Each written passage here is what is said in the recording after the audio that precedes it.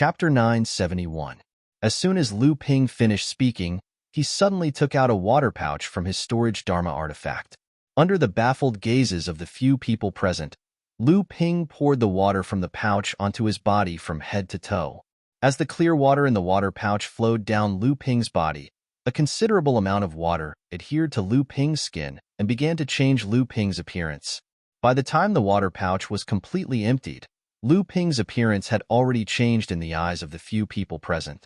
He now looked exactly like the Dharma adept from the Crystal Palace who had fallen earlier. After Lu Ping had upgraded the vast sea's mulberry fields technique to his natal supreme power, his use of the sea deception technique had become even more exquisite. Lu Ping smiled at the few people present and said, "Let's go." This appearance can only temporarily stabilize the overflowing seas sect cultivators at the East Sea teleportation portal. When the time comes, we can break the restrictions on the teleportation portal and kill those cultivators. In a secret location in the fallen mystic realm of the East Sea, after a flash of light, Lu Ping, Yin Xianchu, and Ji Xianxian appeared on the teleportation portal. When the few Crystal Palace disciples who were on duty saw Lu Ping use the sea deception technique, they looked at Ji Xianxian and Yin Xianchu, who were behind Lu Ping, with a hint of doubt. They hurriedly bowed and said, "Greetings, Uncle Master Kuan Yu." Lu Ping nodded slightly. He reached out and knocked on the protective barrier around the teleportation portal, indicating for the few overflowing seas sect cultivators to open it. The few overflowing seas sect disciples looked at each other. One of them mustered up his courage and said, "Uncle Master, please forgive us. This is our duty. Uncle Master, please show us your Jade Identity Token." The Jade Identity Token was equivalent to a cultivator's soul lamp. Apart from proving one's identity, once a cultivator died, the Jade Identity Token would definitely not be retained. Lu Ping nodded. He took out an item from his waist and suddenly slapped it on the protective barrier around the teleportation portal. A 5-colored light flashed, and a huge hole appeared on the protective barrier. 5-colored restriction-breaking talisman. The few disciples from the overturned seas sect had already sensed that something was amiss. 2 of the disciples opened their mouths to scream, but unexpectedly, 2 beams of cold light shot out from the melted hole. The 2 disciples felt a chill on their necks, and when they opened their mouths, they could only make a heh-heh sound. The other 2 disciples took out 2 talismans from their waists. Before they could activate the talismans, one of them suddenly had his hand cut off. Before he could scream, Yin Xuanchu's short sword had already pierced through the space in his heart core. A bloody hole suddenly appeared in the left eye of the other person, and his whole body stiffened. Lu Ping saw carefully that a small, insect-like object had crashed into the friar's brain at an extremely fast speed. Lu Ping turned around to look at Ji Xianxian, who was behind him, and said, "A new puppet you refined?" Ji Xianxian chuckled awkwardly and said, "Actually, I used an entire branch of the gray willow tree to refine a flying insect puppet that was half an inch in size." With that, Ji Xianxian stretched out his hand and beckoned. A flying insect puppet the size of a bee crawled out from the cultivator's exploded left eye. With a flap of its wings, the bloodstains on its body instantly disappeared. Then, it buzzed as it flew towards Ji Xuanchuan's hand. The 3 of them walked out from the broken protective formation. This secret lair of the overturned seas sect was once again filled with a storm of blood. After the 3 of them cleaned up, Lu Ping looked at the 2 of them, then asked Ji Xianxian, "You want to stay in the Eastern Sea?" Ji Xianxian smiled and said, "I'm tired of staying in the Northern Sea. It just so happens that I have the opportunity to travel around and see the atmosphere of the Eastern Sea's cultivation world." Lu Ping said, "That's good too. You've mastered the external incarnation technique and have already become a master of puppetry. Your position in the sect will definitely be extremely hot. There will definitely be an endless stream of people looking for you to refine puppets for a period of time. It's good to go out and hide for a while. However, it's best if you go to Jingzha Island and meet Uncle Tianlin first so that the sect will know your whereabouts." Ji Xianxian nodded and said, "Senior, we killed the Dharma adept of the Crystal Palace this time. Even though we didn't leave any traces, it's inevitable that people will suspect our sect, especially Xianling sect. Even if there's no evidence, I'm afraid they'll think of a way to frame our sect. Why don't you stay in the Eastern Sea for a period of time? After all, you've said it yourself. The Eastern Sea and the Central Mainland's cultivation world are much bigger than the Northern Sea. Lu Ping smiled and shook his head. Suddenly, he asked, do you know why before the Dharma stage, every legacy technique in our sect would emphasize on a flying magical technique? But after advancing to the Dharma stage, these flying magical techniques have decreased? Ji Xianxian blurted out, is there even a need to ask? Dharma adepts have spatial magical techniques and don't need any flying magical techniques to be fast. Besides, Dharma adepts already stand at the top of the cultivation world. Unless they meet someone like you, it's extremely rare for them to die under other circumstances. Lu Ping shook his head and said, it can't be considered wrong, but at least it didn't get to the root of the problem. When you advance to the Dharma stage in the future, you'll know. Before the Dharma stage, you can escape, hide, and be protected by the sect because you're the inheritors of the sect that haven't grown up yet. After advancing to the Dharma stage, you'll become the protectors and protectors of the sect. When the inheritors grow up, they have the responsibility and obligation to protect the sect and face all kinds of challenges and difficulties. Therefore, Dharma adepts can only face and not escape. Seeing that the two of them were deep in thought, Lu Ping smiled and was about to walk back when he heard In Xianchu say, Senior Lu, do you still remember Qi Lianing? Lu Ping's heart skipped a beat. He turned around and smiled unnaturally. He said, how could I not remember her? Senior Lu, do you know that someone used a secret technique to conceal her true appearance? Lu Ping nodded and said, Junior Brother In, you realized it too? I know about this, and it's very likely that it was Uncle Master Tianqin's doing. In Xianchu paused and said thoughtfully, I only realized it after I advanced to the late core forging stage. No wonder. Lu Ping sighed in his heart and asked, how is she? In Xianchu said, she's fine. When I returned to the North Sea 10 years ago, she was already at the 7th level of the core forging stage. Now that I haven't seen her for 10 years, I don't know what level she's at now. Lu Ping thought of something and said, since she has advanced to the late core forging stage, she must have realized that her true appearance was concealed by a secret technique. Have you thought of a way to restore her true appearance? In Xianchu shook his head and said, I told her the same thing before, but she rejected me. She said that when you returned to the East Sea, you would personally remove the seal on her. She said that regardless of whether her appearance was beautiful or ugly, she wanted you to be the first to see it. Lu Ping remained silent. In Xianchu and Ji Xianxian looked at each other and said, if that's the case, Senior Brother Lu, we'll be leaving first. Lu Ping flashed a short thorn that was over a foot long and said, she likes to use the hidden sword in her sleeve. I don't have a short sword here, but this Taixian thorn is suitable for her. Unfortunately, it's not a pair. Just pass it to her for me. I will return to the East Sea in the end. Lu Ping turned around and waved at the sky. The 7 treasures thunder calabash revolved in the space of his core. Bolts of lightning flickered at the mouth of the calabash, and bolts of lightning descended from the sky. The cave where the overturned Oceans Gang's teleportation formation was located and the surroundings were riddled with holes. Then, he burned the silver spirit flame in all directions, causing some of the reefs to swell and crack. Then, he let Lu Bai and Lu Xiaohai out and used their wind and metal attribute cultivation techniques to plow the area. After that, Lu Ping returned to the North Sea through the teleportation formation. He ordered Lu Qiner to use her wind and fire divine arts to blast the desolate reefs into smithereens. Finally, he destroyed the teleportation formation in the cave before flying away in a streak of light. At the same time, in the southeast sea of the North Sea, Gang leader Zhang of the Four Seas Gang accompanied the master and servant, 2 cultivators from the Middle Earth. They were wandering around this sea region, seemingly searching for something. Gang leader Zhang looked around and said, young master, this place isn't too far from the deep sea demon region. These days, because of the appearance of that abandoned disciple of Xinling, In Xianchu, in this area, Xinling sect has placed a large number of spies in the vicinity of the deep sea demon region. Now, young master's tracks have probably been discovered by the various sects in the North Sea. Now that young master wants to investigate the sea region where the 7 Stars Cave appears every time it opens, shouldn't we be careful?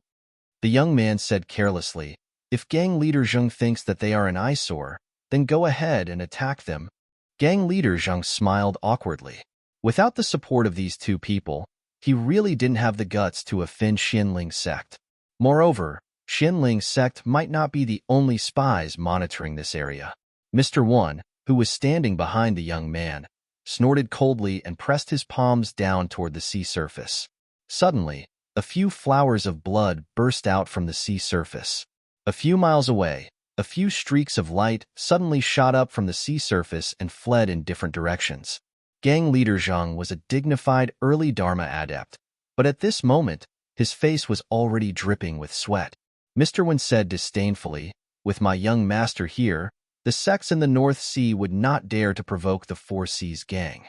Even the Crystal Palace would have to give my young master some face." "Yes, yes, yes." Gang leader Zhang wiped the beads of sweat from his forehead and said, "It is my cowardice that has brought shame to my young master." The young man didn't seem to mind at all. He looked far to the south and said, "The Seven Stars Cave, the secret place of the perished land, the Seven Stars Cave." Back then, these 7 loyal supporters of Zhao Daoren, although they had obtained information about the Samling Five Elements leaf from the wavering Taoist Gue, in the end, they did not manage to find a rare treasure that could help Zhao Daoren recover his original strength. Otherwise, even our ancestor Peng Daoren would not have been able to defeat Zhao Daoren so easily with the help of the 7 Thunder Gem Calabash.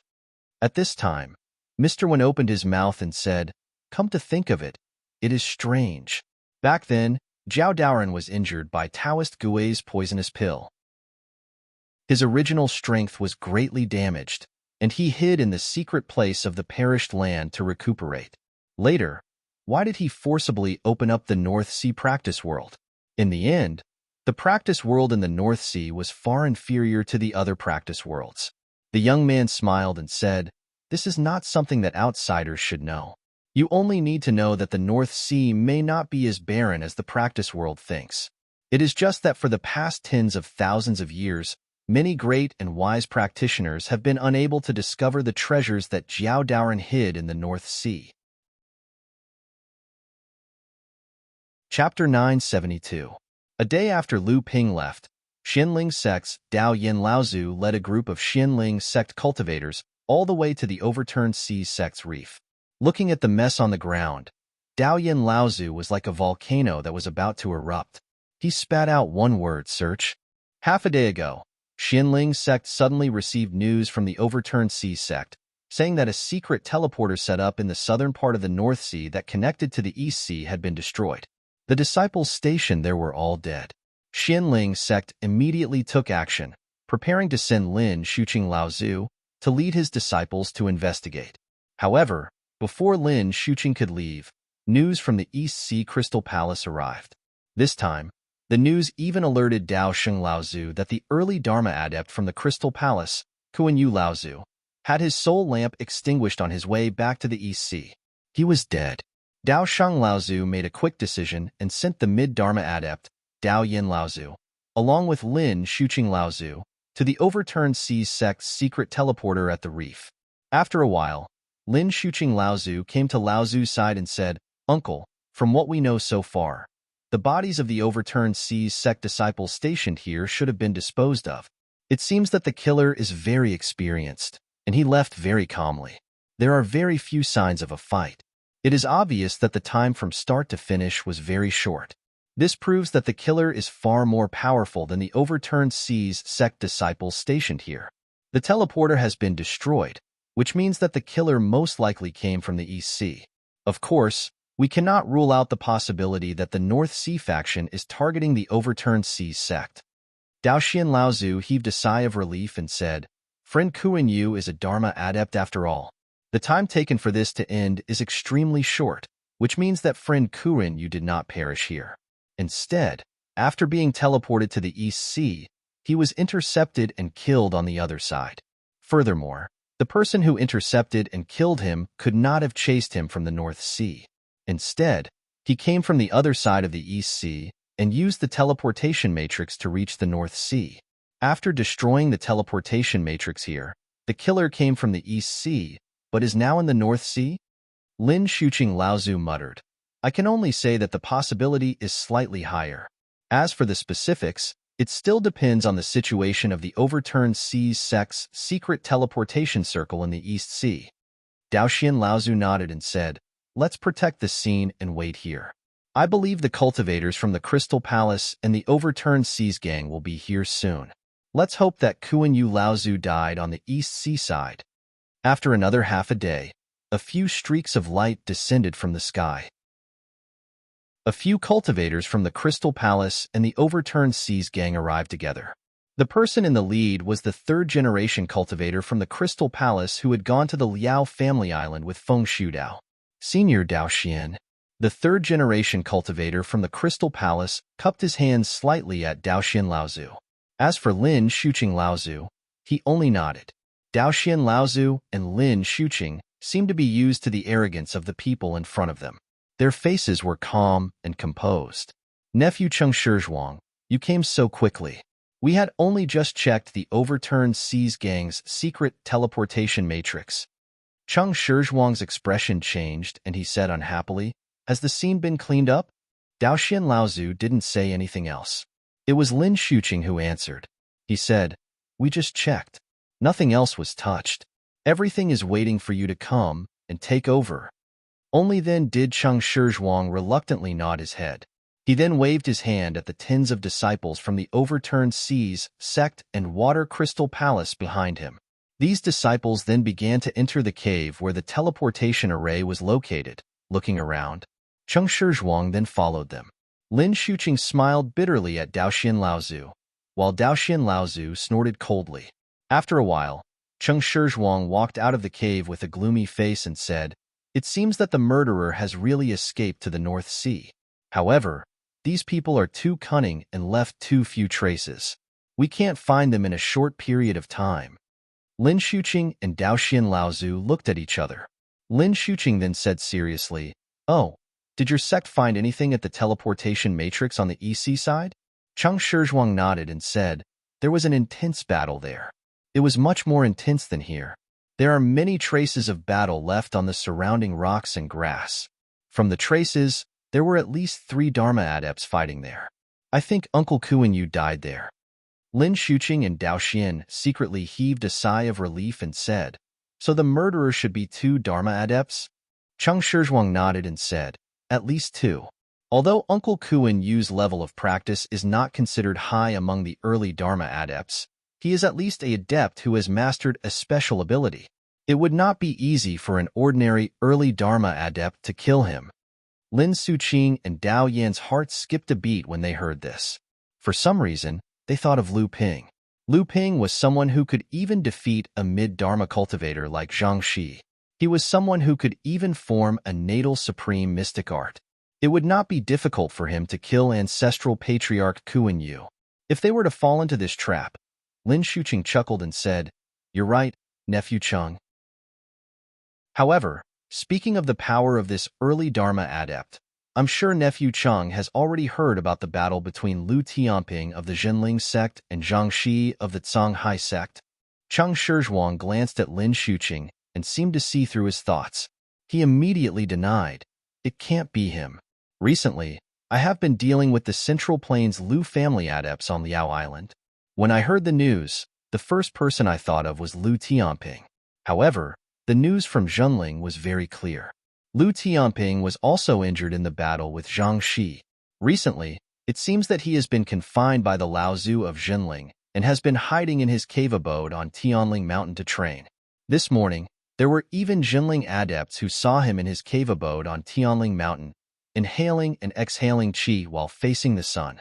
So, if Uncle Lin has any guesses, it is better to be more reliable. Lin Shuqing laughed awkwardly and said, Disciple Cheng, you are right.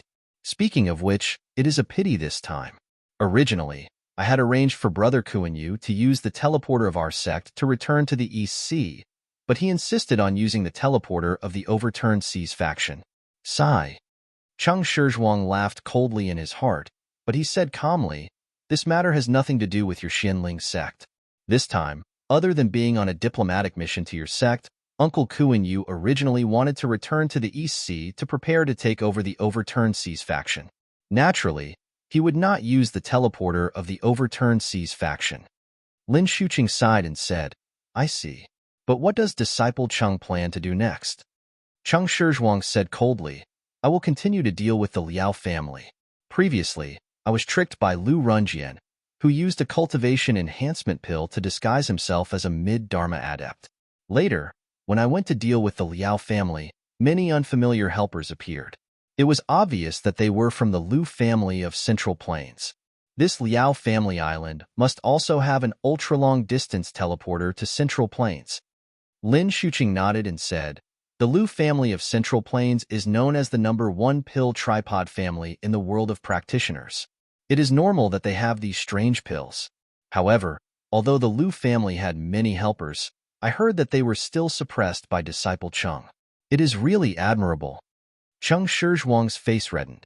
It was not that he had suppressed the Liao family single-handedly, but that every time he fought, 3 Dharma adepts from the Liao family would attack him at the same time. One time, he finally went all out and killed a few core forging adepts from the Liao family, breaking the rules of the North Sea practitioners. However, due to his status as a direct disciple of the Crystal Palace, the sects of the North Sea did not say anything about it. This caused the Liao family practitioners to hide in the island and not dare to go out. Cheng Shizhuang adjusted his expression and continued, news has come from the palace. Senior apprentice brother Wu will arrive at the North Sea soon, accompanied by junior apprentice brother Ma and junior apprentice brother Zhang. They are also direct disciples, but senior apprentice brother Wu's strength is far above mine. Even that Lu Tianping might not be his match. Those who dared to kill cultivators of my Crystal Palace will definitely be exterminated. Cheng Shizhuang paused and retracted his murderous aura.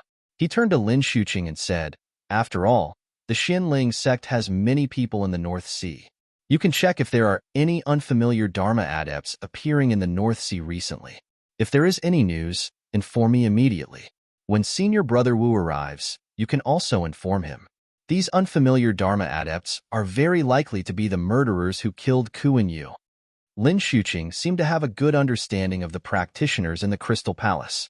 When he heard Cheng Shizhuang's words, he was shocked and said, the senior brother Wu that martial nephew Qing mentioned is Wu Shihuan, who is ranked 3rd among the 3rd generation of direct disciples in your sect.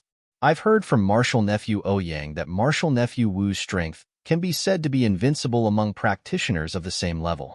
He once killed an emerald sea spirit snake that had advanced to the mid-Dharma stage in a one-on-one battle. Even Lu Tianping can't compare to such strength. Daoyan and Laozu seem to have heard of this name as well. When they heard this, their expressions changed. Cheng Shizhuang sneered and said, Lu Tianping can only be considered as a top figure in a barren place like the Northern Sea. The cultivation world is so vast, and there are so many hidden dragons and crouching tigers. How can he be compared to senior brother Wu? Cheng Shizhuang's words made Daoyan and Lin Shuqing's faces turn ugly. They were both native practitioners of the North Sea. Although Cheng Shizhuang was talking about Lu Ping, his words were not without looking down on the North Sea's practitioners. Lu Ping sneaked all the way back to Tianling Mountain. When he arrived at his cave abode, he was suddenly startled. He saw Hu Lily standing at the entrance of the cave abode anxiously, as if she was waiting for him to return. After seeing Lu Ping, Hu Lily's face lit up. She then pointed towards the cave abode. Seeing that Lu Ping was confused, she went forward and whispered in Lu Ping's ear, Sect leader Martial Uncle is here. At this time, Lu Ping had also sensed Lu Tianling and Laozu's aura in the cave abode.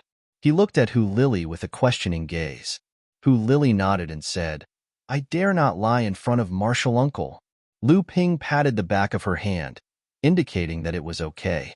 Then, he walked into the cave abode first. After entering the cave abode, Lu Ping saw his teacher sitting at the head of the table, staring at him. Lu Ping couldn't help but feel guilty. Has Xianchu safely left the North Sea? Chapter 973. Did Xianchu leave the North Sea safely? Lu Tianling Laozu asked when he saw Lu Ping come in. Lu Ping didn't dare to hide anything. Yes, junior brother Xianxian was with him, As expected, Lu Tianling Laozu looked as if he expected it. To be able to deceive the spies of the various sects, it must be Xuan's doing. The puppet technique can pass off the fake as the real one, and even imitate the aura of a real person for a short period of time. This is already the technique of a puppet master.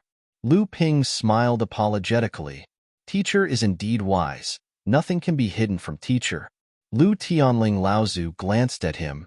I heard that you once taught Xin a puppet technique and asked him to help you refine an external avatar. Is that true? Lu Ping said, yes, junior brother Ji has already roughly understood this technique, but it's extremely difficult to refine an external avatar technique. Just the spiritual material required to refine it requires a 3,000-year-old spirit tree. That's the lowest requirement. The external avatar refined is just some flowers, birds, fish, and insects.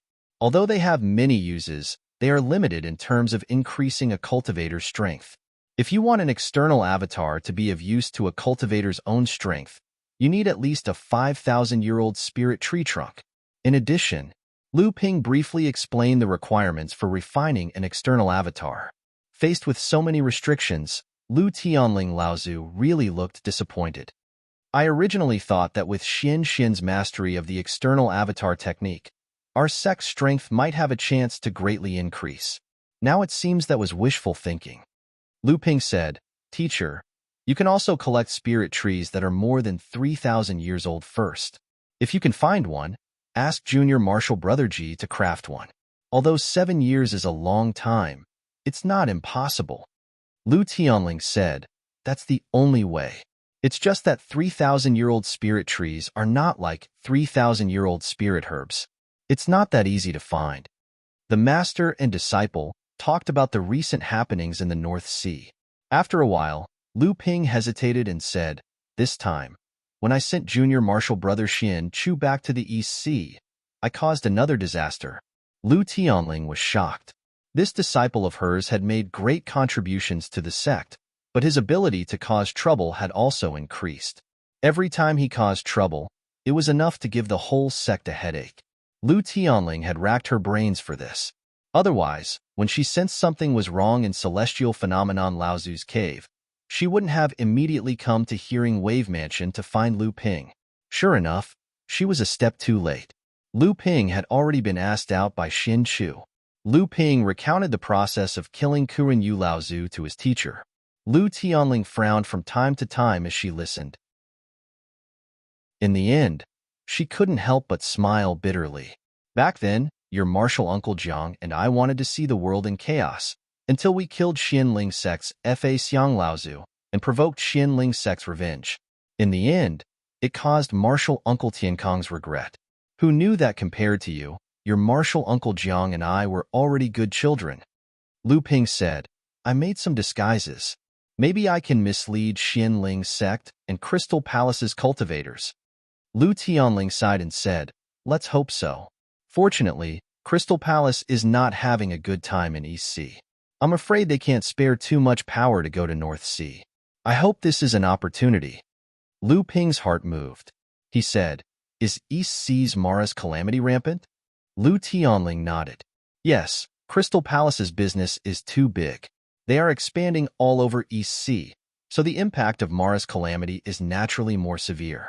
Also, Crystal Palace's relationship with Green Sea Snake, Fire Phoenix, and other demon races has always been tense. They are also not on good terms with Northern Alliance, Carefree Sect, and the other 5 major sections. In addition, Crystal Palace wants to intervene in South Sea, North Sea, and Middle Earth, so it is inevitable that they have too many enemies. Lu Ping said, I heard that many forces have entered North Sea recently. Our sect has also been in contact with forces from East Sea and Middle Earth? Lu Tianling said, indeed, Northern Alliance, Carefree Sect, Heavenly Moon Sect, and Heavenly Shin Sect that you brought back from Middle Earth. Our sect has been in contact with them to varying degrees. At first, our sect was still hesitating, but now it seems that our plan will have to be carried out ahead of schedule. Lu Ping knew that this was because the sect felt pressure after he killed Kuren Yu Laozu. They hoped to be able to contact these external forces, especially forces like Northern Alliance, Carefree Sect, and Heavenly Moon Sect, which had a feud with Crystal Palace for a long time. Before Lu Tianling and Lao Zu left, they reminded Lu Ping, recently, North Sea has not been peaceful. Many external forces have been in contact with the various forces in North Sea. Don't go anywhere during this period. I've already spread the news that although you won the battle with Zhang Shi this time, you also suffered some injuries. You need to focus on your training for a while. After sending off their teacher, Lu Ping returned to his cave abode. Hu Lily said worriedly, "This time, you killed the Dharma adept of the Crystal Palace. Can you really avoid their detection?" Lu Ping comforted her. "Don't worry. As long as they don't have enough evidence, the Crystal Palace will not easily start a war in North Sea." Seeing Hu Lily heave a sigh of relief, Lu Ping smiled and said, "I happen to be free during this period. I've also handed Huangli Island to Wang Qi to take care of, so I can accompany you in peace for a while." As he said that, Lu Ping's hand reached for Hu Lily's waist. Unexpectedly, Hu Lily giggled and escaped. She said, "You may be free, but I'm not. Teacher has been rushing me for a few days. I have to rush back to the back of the mountain. The repair of the array on the treasure ship has reached a critical moment. The other disciples can no longer help. Only me, teacher, and a few other experienced array masters can repair it together." Seeing Hu Lily disappear outside the cave abode, Lu Ping felt a little lost. Then, he laughed to himself. Only then did he remember that he had touched Kuan Yu Laozu's storage artifact but had not checked it. Thus, he suddenly became interested and closed the cave abode to enter a state of seclusion. After Lu Ping had advanced to the Dharma stage, due to the influence of the spirit veins of Failing Mountain, the pure Yang Dharma power, and the pure Yang Pearl, his cultivation level had been rising and stabilizing. During this period, he did not use the dozens of top-grade spirit stones that he had accumulated on his cultivation. However, this did not mean that Lu Ping did not need the top-grade spirit stones. On the contrary, after the growth of his cultivation level, Lu Ping had a more direct understanding of the spirit qi that his cultivation level needed to grow. He could clearly feel that the foundation that he had laid down was too strong. His body was like a huge container. Although he could store a lot of water in it, the water level rose very slowly.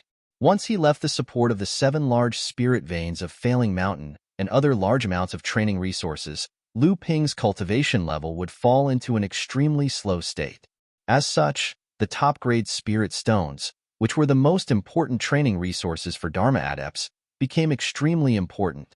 Therefore, after Lu Ping opened the storage artifact that Kuan Yu Laozu had left behind, the first thing he did was to collect the top-grade spirit stones inside. 23 top-grade spirit stones were a type of daily necessities for Dharma adepts. For an early Dharma adept to have 23 top-grade spirit stones was already beyond Lu Ping's expectations. Even Tianqin Laozu, who had been stationed in Central Plains for decades, had only received 50 top-grade spirit stones as a subsidy from the sect before she left. It was likely that she had already used up all of them by now. Lu Ping had just advanced to the Dharma stage and knew that Xinling's subsidy for early Dharma adepts was only 5 top-grade spirit stones a year. This was only possible after the discovery of the spirit stone mine on Frost Island and Xinling's expansion across the North Sea over the years. This was why they had reached such a high standard. As for the early Dharma adepts of Xinling, Laozu's subsidy for early Dharma adepts was only 3 or 4 top-grade spirit stones a year, which was about the same as Xinling's sect subsidy. Of course, just like how Lu Ping had obtained top-grade spirit stones through various means, the Dharma adepts naturally could not rely solely on the spirit stones from the sect for their training. Everyone had their own channels.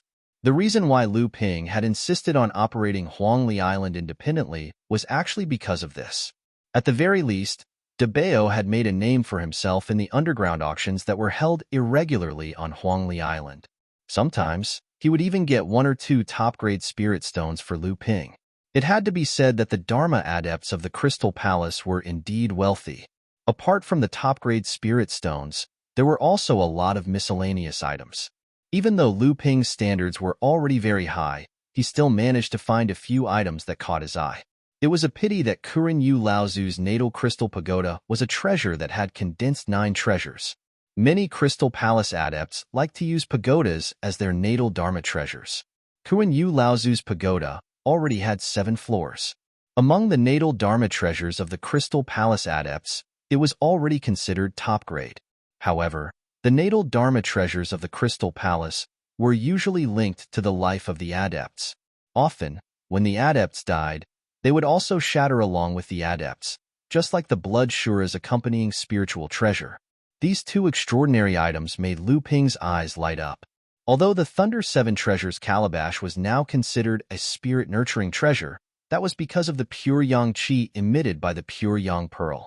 As high-quality extraordinary items were becoming increasingly difficult to find, the Thunder 7 Treasures calabash could be said to be at its weakest state among spirit-nurturing treasures. He summoned the Thunder Calabash and swallowed the 2 extraordinary items. Then, Lu Ping began to ponder over a jade slip. There was a treasure restriction recorded in it.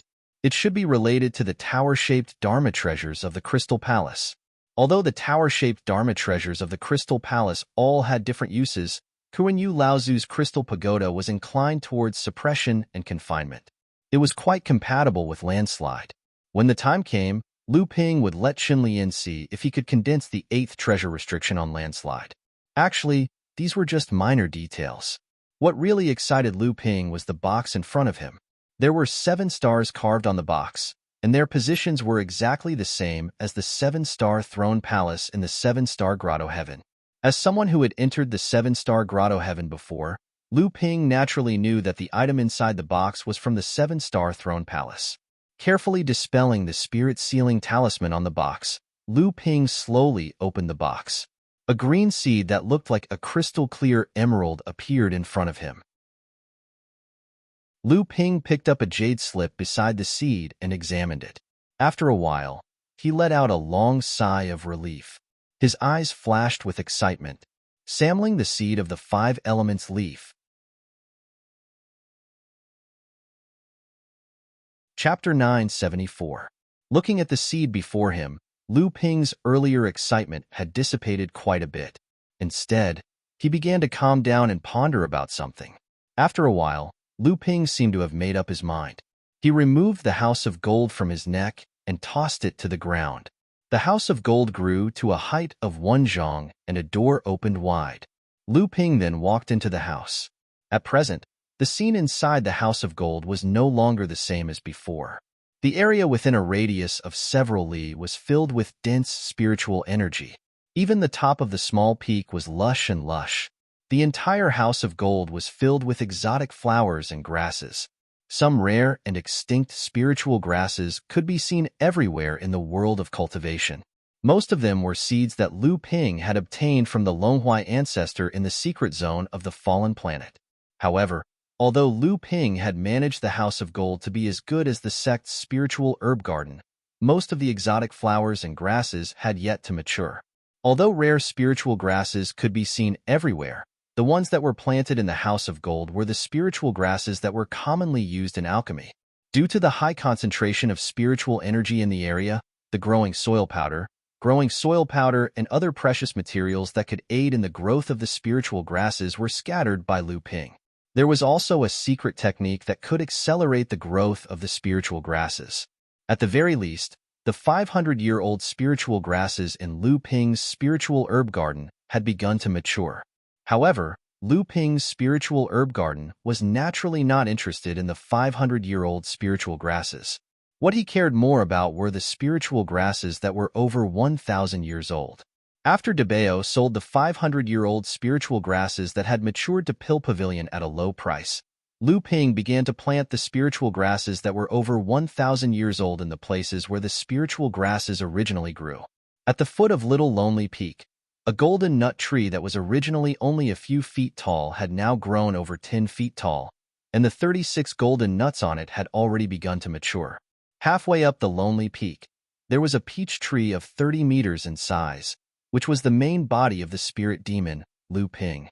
Now, after Lu Ping used up most of the 18 mature spirit demon peaches, the remaining few had begun to bear fruit again.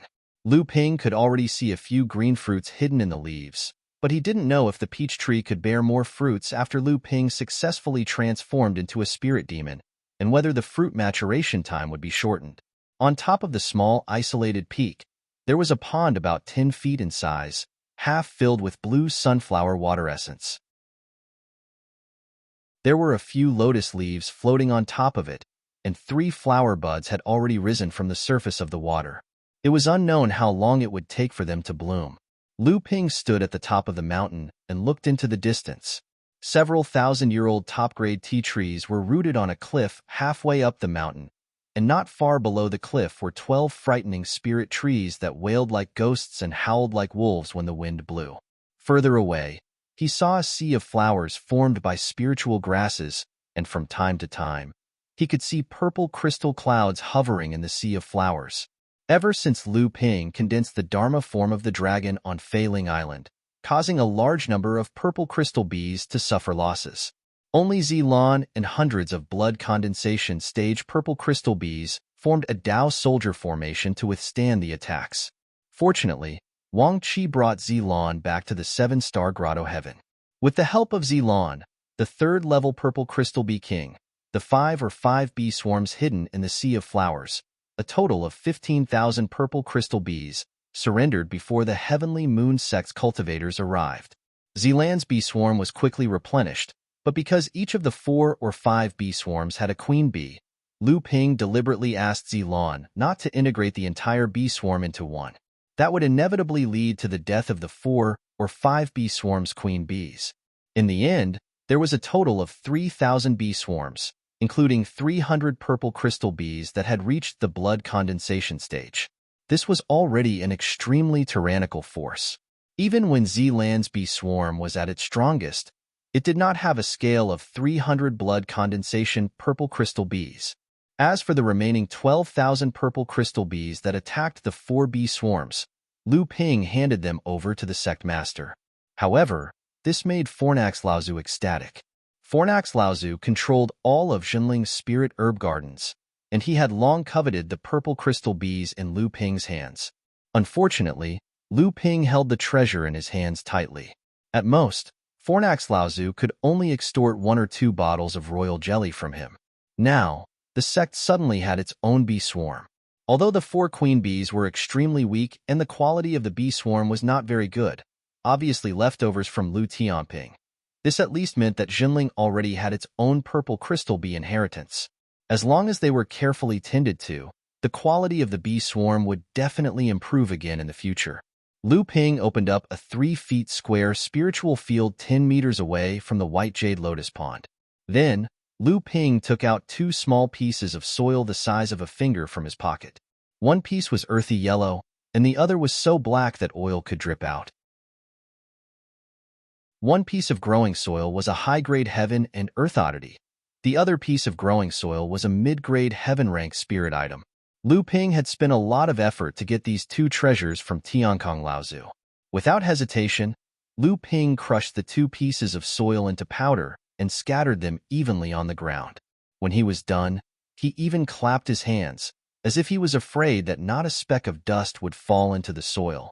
Then, Lu Ping used a complicated spirit prompting technique on the seeds of Samling's 5 elements leaf. This was a high-grade secret spirit prompting technique that Lu Ping had gotten from Fornax Laozu. After burying the seed in the soil, Lu Ping took out a jade bottle from his interspatial mystic instrument. He poured out an emerald green liquid from the bottle, and the fragrance of plants began to spread in the air. Lu Ping clenched his right hand, and an invisible layer of true essence blocked the fragrance from spreading.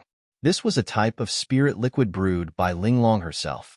It was extremely useful for growing plants and trees. Due to the fact that there was very little of it, Lu Ping usually diluted it with spirit water before using the art of traveling through clouds and summoning rain on all the spiritual fields in the Golden House. Pouring an entire bottle of spirit liquid into the seeds like today was a treatment that even the spirit demon peach tree and the white jade lotus had never enjoyed before. After using a restriction to seal the soil that had been soaked by the spirit liquid to prevent the spirit chi from spreading, Lu Ping then placed the metal, wood, water, fire, and earth low-grade spirit items around the seeds according to the order of the 5 elements. With Lu Ping's divine sense, he could clearly sense that among the 5 spirit items, there seemed to be something seeping into the seeds. Lu Ping was overjoyed. This meant that the seed of Samling's 5 elements leaf had begun to awaken. What Lu Ping feared the most was that this seed would become a useless seed due to the passage of time. Now, it seemed that it was a false alarm. Seeing this, Lu Ping carefully took out a box made from the earth high-grade spirit item, 1,000-year forbidden spirit wood. The forbidden spirit wood itself had a special effect. It could seal spirit chi. It was an item that many array masters loved to use when using sealing formations or sealing spells.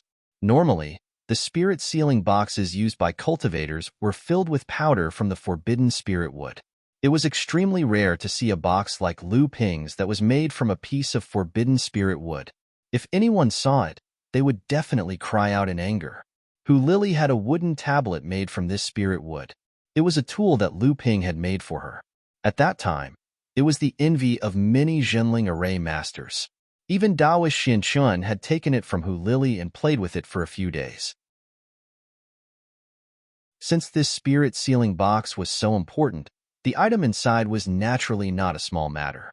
After opening the spirit sealing box, 3 golden pills of different sizes appeared in front of Lu Ping.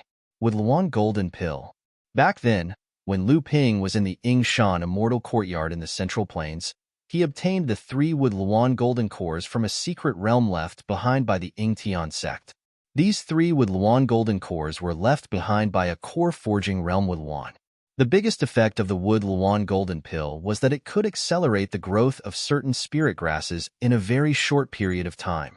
This was also one of the most important reasons why the Wood Luan clan suffered a devastating blow in the cultivation world. Lu Ping directly picked up the middle stage core forging golden pill. He pinched his hand and made a hand sign, wanting to stimulate the golden pill to mature the Samling's 5 elements leaf. However, in the end, Lu Ping did not activate the hand sign. His expression changed for a moment. Then, as if he had made up his mind, Lu Ping put the golden pill back. Instead, he took out the largest late-stage core forging golden pill. Lu Ping gritted his teeth and resisted the reluctance in his heart. He quickly made 108 hand signs to activate the hand sign. Suddenly, a wave of life force was released from the golden pill and directly injected into the seed of the Samling's 5 elements leaf. Lu Ping could even feel that the originally verdant seed had become even greener. The life force contained within it seemed as if it would flourish at any time. After the hand sign was completed, the golden pill floated above the seed, continuously injecting its life force into it. Meanwhile, Lu Ping set up a restriction around the seed to prevent the purple crystal wasps or his subordinates from accidentally entering the seed out of curiosity. Only then did he temporarily leave the House of Gold. 3 days later, when Lu Ping came to look at the seed again, the 5 spirit items placed around the seed had already exhausted their spirituality. The Wood Luan golden pill floating above the seed also seemed to have dimmed slightly. However, the seed had successfully germinated. A 3-inch-long seedling had already grown its first leaf. Lu Ping thought to himself that the Wood Luan golden pill really lived up to its name. As long as he plucked this seedling now, he would immediately be able to repair the damaged foundation of an early-stage blood condensation cultivator, allowing him to immediately recover his cultivation. Naturally, Lu Ping would not kill the goose that laid the golden eggs. He simply moved the 5 spirit items away and replaced them with 5 Mystic-class mid-grade spirit items. 6 days later, the Samling's 5 elements leaf grew its second leaf. Lu Ping once again replaced it with high-grade Mystic-class spirit items. 9 days later, the third leaf grew. This time, Lu Ping directly replaced it with low-grade Earth-class spirit items. After waiting for 30 days, the 5 low-grade Earth-class spirit items had exhausted their spirituality. The Samling's 5 elements leaf had also grown its fourth leaf.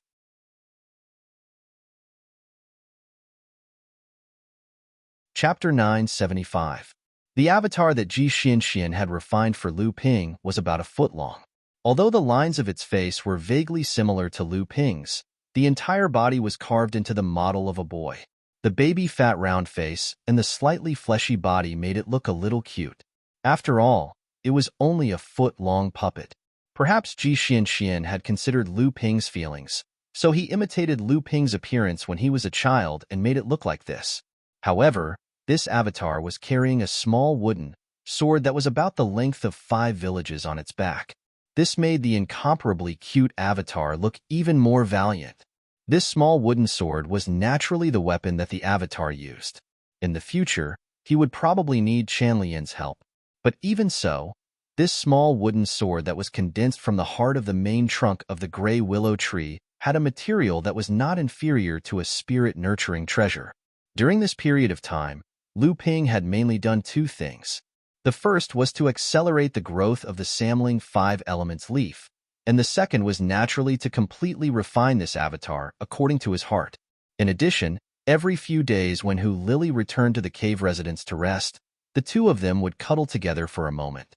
After the 4th leaf of the Samling 5 Elements leaf was extracted, it took a full 30 days of effort.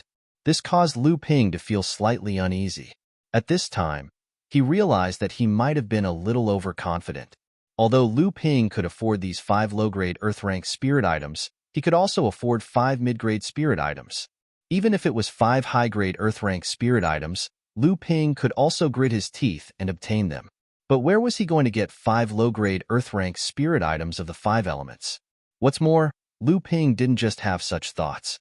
In fact, his thoughts were even bigger. At that time, he was just momentarily blinded by excitement. Otherwise, he wouldn't have taken out the late-stage core forging with Phoenix Golden Core.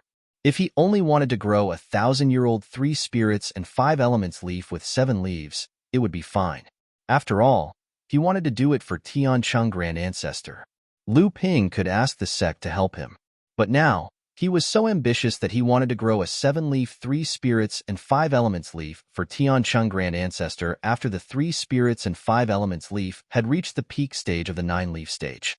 Not to mention the 5 low-grade heaven-grade spirit items, there were still 5 mid-grade and 5 high-grade heaven-grade spirit items. No matter how rich Lu Ping was, even if the Plentiful Treasure Boy became the Plentiful Treasure Immortal, he still wouldn't be able to gather all these items.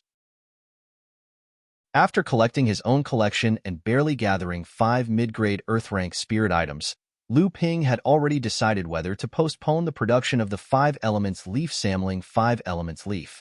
At this time, Lu Ping had already produced the late-stage core forging with Phoenix Golden Core.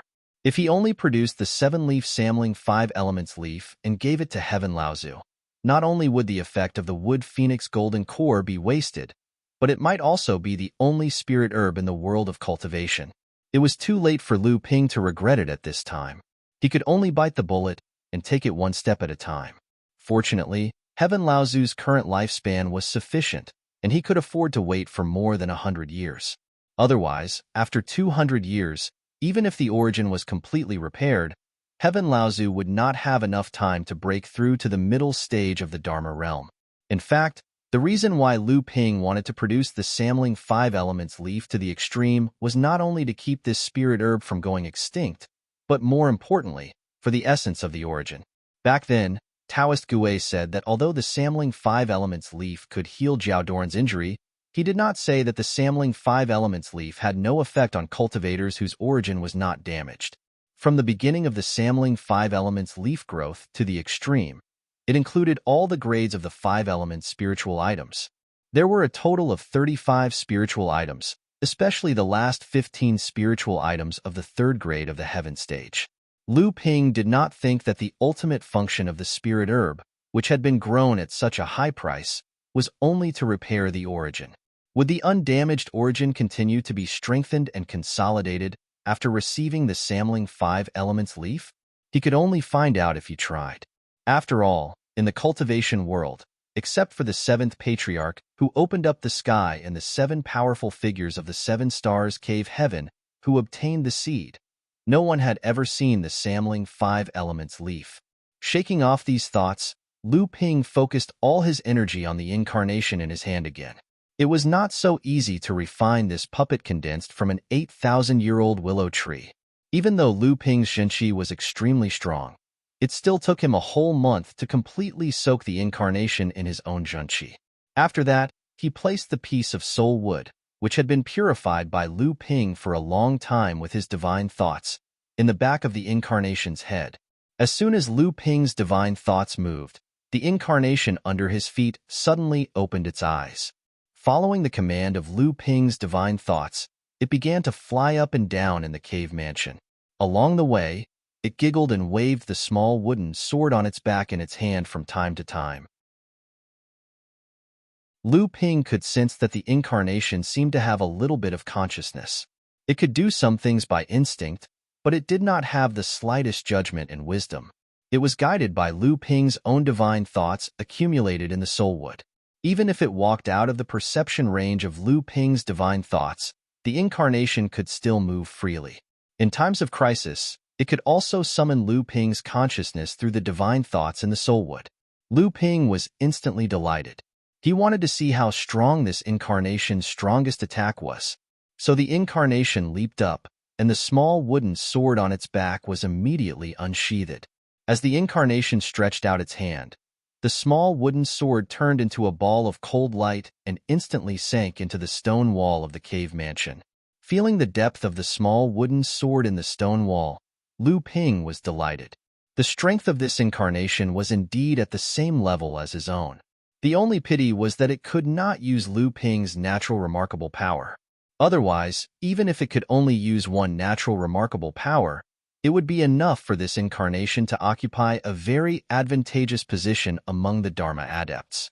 But even so, if he encountered a Dharma adept like Lu Xiuheng who had not even condensed a natural remarkable power, Lu Ping could use this incarnation to compete with him. It would not be surprising if Lu Ping could even defeat him. Lu Ping was delighted.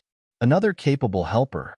However, when Lu Ping turned his head to look at the incarnation, whose expression was already more than half dispirited after this attack, and who had even called back the small wooden sword that had pierced into the stone wall, Lu Ping sighed in his heart and said, "Another troublesome fellow." As he said this, he stretched out his finger and touched the forehead of the incarnation. The incarnation's whole body became lively again, and it waved at a small hole in the stone wall. A buzzing sound was heard, and this was the sound of the small wooden sword breaking free from the stone wall's clamps. Then, with a whoosh, the small wooden sword returned to the incarnation's hand. Lu Ping waved at the incarnation, and the incarnation's little hand reached out to touch the back of its head. Then, it giggled and hopped towards Lu Ping. Lu Ping took out a top-grade spirit stone, and the incarnation once again beamed with joy. It touched its chest, and a small door opened. It took the top-grade spirit stone from Lu Ping's hand and placed it in the door. A dense qi permeated the body of the incarnation. The incarnation could directly absorb the spiritual power in the spirit stone to restore itself. With this top-grade spirit stone, it should be able to support itself for a long time. However, Lu Ping was still a little worried, so he took out another top-grade spirit stone. The incarnation giggled, opened another door on its belly, and took the spirit stone and placed it in. Seeing this, Lu Ping once again took out the third top-grade spirit stone. Unexpectedly, the incarnation was puzzled, looking all over its body, and finally looked at Lu Ping with innocent eyes. Lu Ping knew that there should only be these two doors around the incarnation, so he found a storage magic tool, turned it into a bell, and hung it under the incarnation's neck. Then, he placed 5 top-grade spirit stones in the bell and said, "From now on, you will be called Lu Xiaoping." Lu Xiaoping suddenly clapped his hands, and the bell under his neck jingled. He ran out to play happily. Lu Ping was planning to take advantage of this time to refine a few batches of pills, but unexpectedly, Lu Tianling Laozu's decree broke through the air. Lu Ping's divine sense penetrated the decree to check the contents. It turned out that the East Sea Fantasy City's auction was imminent, and Lu Tianling Laozu asked Lu Ping if he was willing to lead the team. Due to the influence of the cultivation world's demon Luo's great calamity, the Phantom Spirit City's auction seemed to be even more grand than Lu Ping's auction 100 years ago.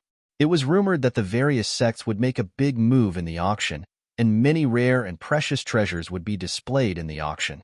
This time, the third generation of cultivators sent by Jinling was larger than the last time, and their cultivation was also higher. Almost half of the cultivators were in the late core forging stage, and their goal was not only to break through to the late core forging stage, but also to obtain a heaven-tier spirit stone. It seemed that in the past 100 years, The sect's foundation had indeed increased a lot, and the sect leader's words were undoubtedly much richer and more imposing. Although Lu Ping had plans to return to the East Sea, now was not the time. Moreover, there was at least more than a year before the auction. The reason why Jinling rushed to the fantasy city so early, in addition to making sufficient preparations, was also to train the disciples. After all, the situation in the North Sea often narrowed people's horizons, and only by walking out could one truly understand the vastness of the world of cultivation and their own insignificance. Lu Ping thought about it and said a few words to the decree, indicating that he had no plans to go to the East Sea for the time being. After a while, the decree appeared again, but this time, it was to inform Lu Ping that the cultivator leading the team was Tiankong Laozu. After meeting up with Tianlin Laozu on Jingzha Island, the two mid-Dharma Laozu would join forces to participate in the Fantasy City auction. With one look, Lu Ping knew that other than the Fantasy City auction, the sect's main goal was probably to obtain more spirit stone mines in the Fantasy City. With Jinling's current strength, although he could not compete for the position that Fei Ling sect had in the past, Jinling's current strength was already an extremely powerful existence among the mid-sized forces. At the very least, he had to compete for the shares of mines that Xianling sect had, and at the same time, he had to prevent Songhai sect from taking advantage of the situation. Chapter 976. Lu Ping thought about it, and finally decided to ask the sect for help. The 5 elements of the high-grade Earth-tier spirit items he had were mostly gathered, but Lu Ping wanted to keep the magnetic absorbing stone for Debao. In Lu Ping's opinion, with Debao's current condition, it was almost impossible for him to condense the magnetic absorbing stone when he advanced to the late stage of core forging. However, if Lu Ping used it, Debao would definitely start to slack off in his cultivation the next day. It was better to give him some pressure, at least to be more diligent in his cultivation. There was also a metal attribute high-grade Earth-tier spirit item, but Lu Ping also wanted to keep it for Lu Xiaohai. This hanging eyes white forehead tiger's aptitude was not a problem, and its cultivation was also considered to be progressing. Originally, Lu Ping wanted it to be on par with Samling, but now it seemed that Lu Xiaohai's aptitude was still inferior to Samling's. It would be somewhat difficult for him to aim for a low-grade heaven-tier spirit like Samling, but Lu Ping still left him a low-grade heaven-tier metal attribute spirit item, the Sky Gold Stone. Although Lu Ping had the spirit forging pellets, he didn't want them to use them during the second spirit item forging. That would only increase their strength, but it wouldn't strengthen their foundations. It wouldn't be of much help to their future cultivation. Just in case, Lu Ping decided to temporarily keep the high-grade Earth-tier spirit item. In this way, he would have to ask the sect for help with the 2 missing spirit items. Lu Ping sealed a water elemental high-grade Earth-grade spirit and a wind elemental high-grade Earth elemental high-grade spirit in an interspatial pouch. Then, he used his voice transmission sword to say something. Only then did he stretch out his hand and opened a hole in the space in front of him. He tossed the 2 items into it, and all that was left was to wait. In addition to these 2 spirit items, Lu Ping was actually missing a high-grade Earth-tier spirit fire, but most spirit fires were suitable for alchemy or forging. Therefore, spirit fires were generally more precious than other spirit items of the same grade. Even though some spiritual fires were not suitable for refining pills, nor were they suitable for forging weapons, the value of these spiritual fires was relatively low. However, these spiritual fires were rare compared to other spiritual fires, so even though their value was lower, they were not often encountered. As far as Lu Ping knew, Yao Yong had successfully advanced to the late stage of core forging by refining such a spirit fire. Lu Ping did not know if he still had such a spirit fire on him, or if there were any clues about it. Lu Ping stayed in the cave for a few days. With the help of his teacher, he had already exchanged a high-grade Earth-tier metal attribute spirit item and an Earth attribute spirit item from the sect. However, Lu Ping had missed Yao Yong. He had already followed Tiankong Laozu to the East China Sea to participate in the Fantasy Spirit Cities auction. Lu Ping originally wanted to refine the white jade lotus, or white jade lotus seed, into an elixir that could strengthen the physical body. However, he could not calm his heart no matter what, so he simply began to count the low-grade heaven-tier spirit items he had on him. There were 2 metal-type sky gold stones, 2 wood-type phase, one clear wind bamboo, and the other dreamflower wood. There were also 2 water-type fays, one sky true water, and the other Yushio fragrance liquid. There was also the earth-type strange astral earth, and the wind-type whirlwind cotton. There was also a water-type deep-sea essence oil that he had obtained from the dead patriarch Kuan Yu, in addition to the heavenly goldstone and dreamy flower wood, which were left for Lu Xiaohai and Lu Taohua. Even if the rest of the spirit items were used to cultivate the Samling 5 Elements leaf, he would be missing a low-grade heaven-tier spirit fire. This made Lu Ping even more frustrated. He already had a lot of spirit items on him, but if he could not even gather all of the high-grade earth-tier and low-grade heaven-tier spirit items, what would he do with the more precious mid-grade and high-grade heaven-tier spirit items? Lu Ping could not help but feel a little depressed. He wanted to give up on his plan to fully cultivate the Samling 5 Elements leaf, but when he thought of the late core forging with Phoenix Golden Elixir and the one and only seed of the Samling 5 Elements leaf, Lu Ping was once again in a state of hesitation and conflict. In the past, Taoist Gui had said that a mature Samling 5 Elements leaf could be refined into an elixir that late Dharma adepts could take, but he had also vowed that the elixir refined from this item could heal Jiao Doran's injuries. How could a late Dharma adept compare to Jiao Doran? How could an elixir that could heal Jiao Doran's injuries be so simple as a late Dharma adept's elixir?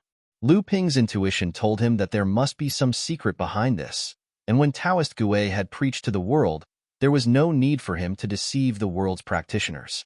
There must be something hidden in this that Taoist Gui could not reveal. In the end, Lu Ping sighed and decided to continue cultivating the Samling 5 Elements leaf. If it could not be cultivated to maturity within 150 years, then he might as well use it to heal Tianqing Laozu's injuries first.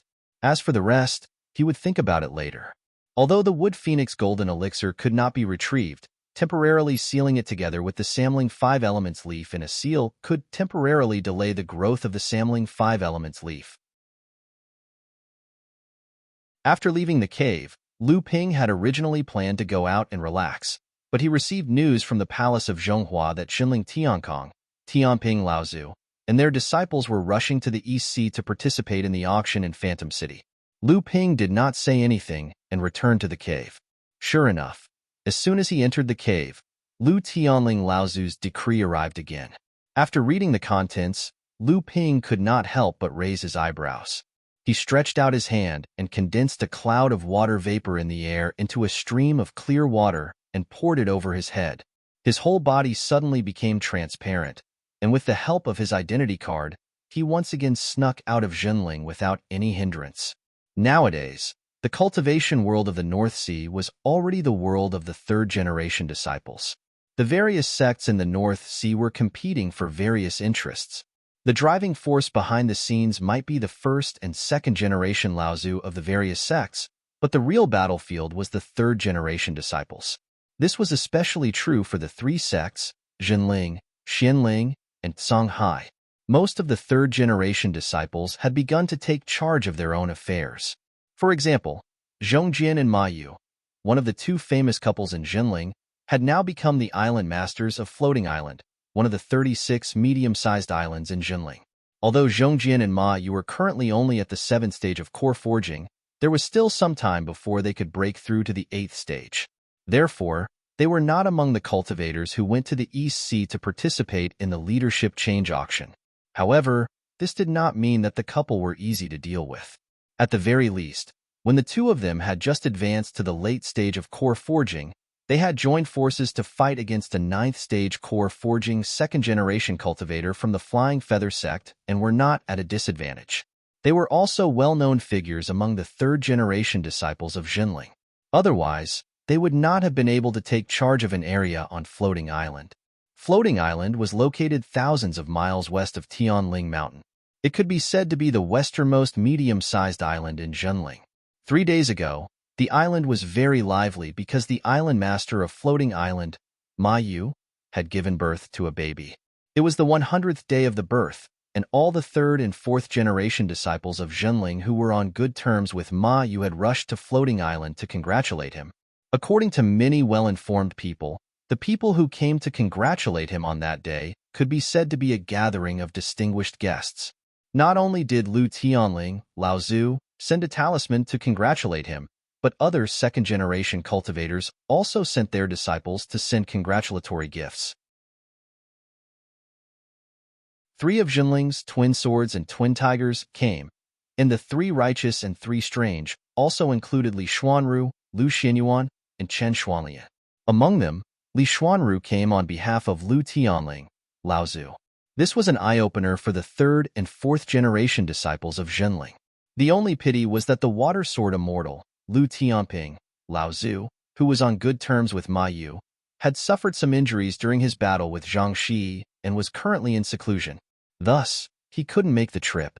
However, his Dao companion, Formation Master Spiritual Master Mysterious Fox, 2 direct disciples of Hearing Wave Mansion, Wang Xuanqi and Du Xianluo, who had advanced to the core forging stage, came on behalf of their masters to congratulate Ma Yu. Not long after Lu Tianping secretly arrived on Floating Island, Island Master Zhongjian, who was stationed on Floating Island, gathered all the core forging cultivators on the island. Although the entire island looked the same on the outside, the inside was tense. All the core forging cultivators began to rest and build up their strength. A month later, all the forces of the North Sea gathered on Frost Island and began to discuss the redistribution of the spirit mines on Frost Island. The situation of the entire North Sea immediately changed. Before the battle on Frost Island, Jinling had already spread rumors about the spirit stone vein on Frost Island. It was said that Jinling intended to redistribute the spirit stones among the forces of the North Sea. This matter had once spread like wildfire throughout the entire North Sea, but in the end, it was temporarily pushed back because of the battle on Frost Island. However, this time, all the sects of the North Sea suddenly gathered in the North Sea to discuss this matter. However, the truly surprising thing was that the leaders of this gathering of all the forces of the North Sea were not Jinling or Xianling sect.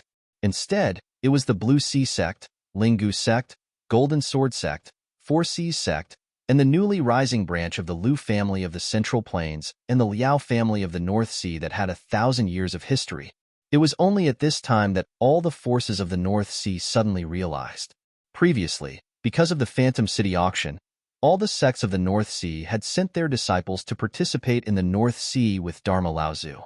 The other sects followed the usual pattern and only sent a normal early Dharma adept to lead the group. Only Jinling and Xianling sect sent a mid-Dharma adept, Lao Zu. In fact, Jinling sent 2 mid-Dharma adepts, plus Lu Tianping Lao Zu, whose combat ability was not inferior to any mid-Dharma adept.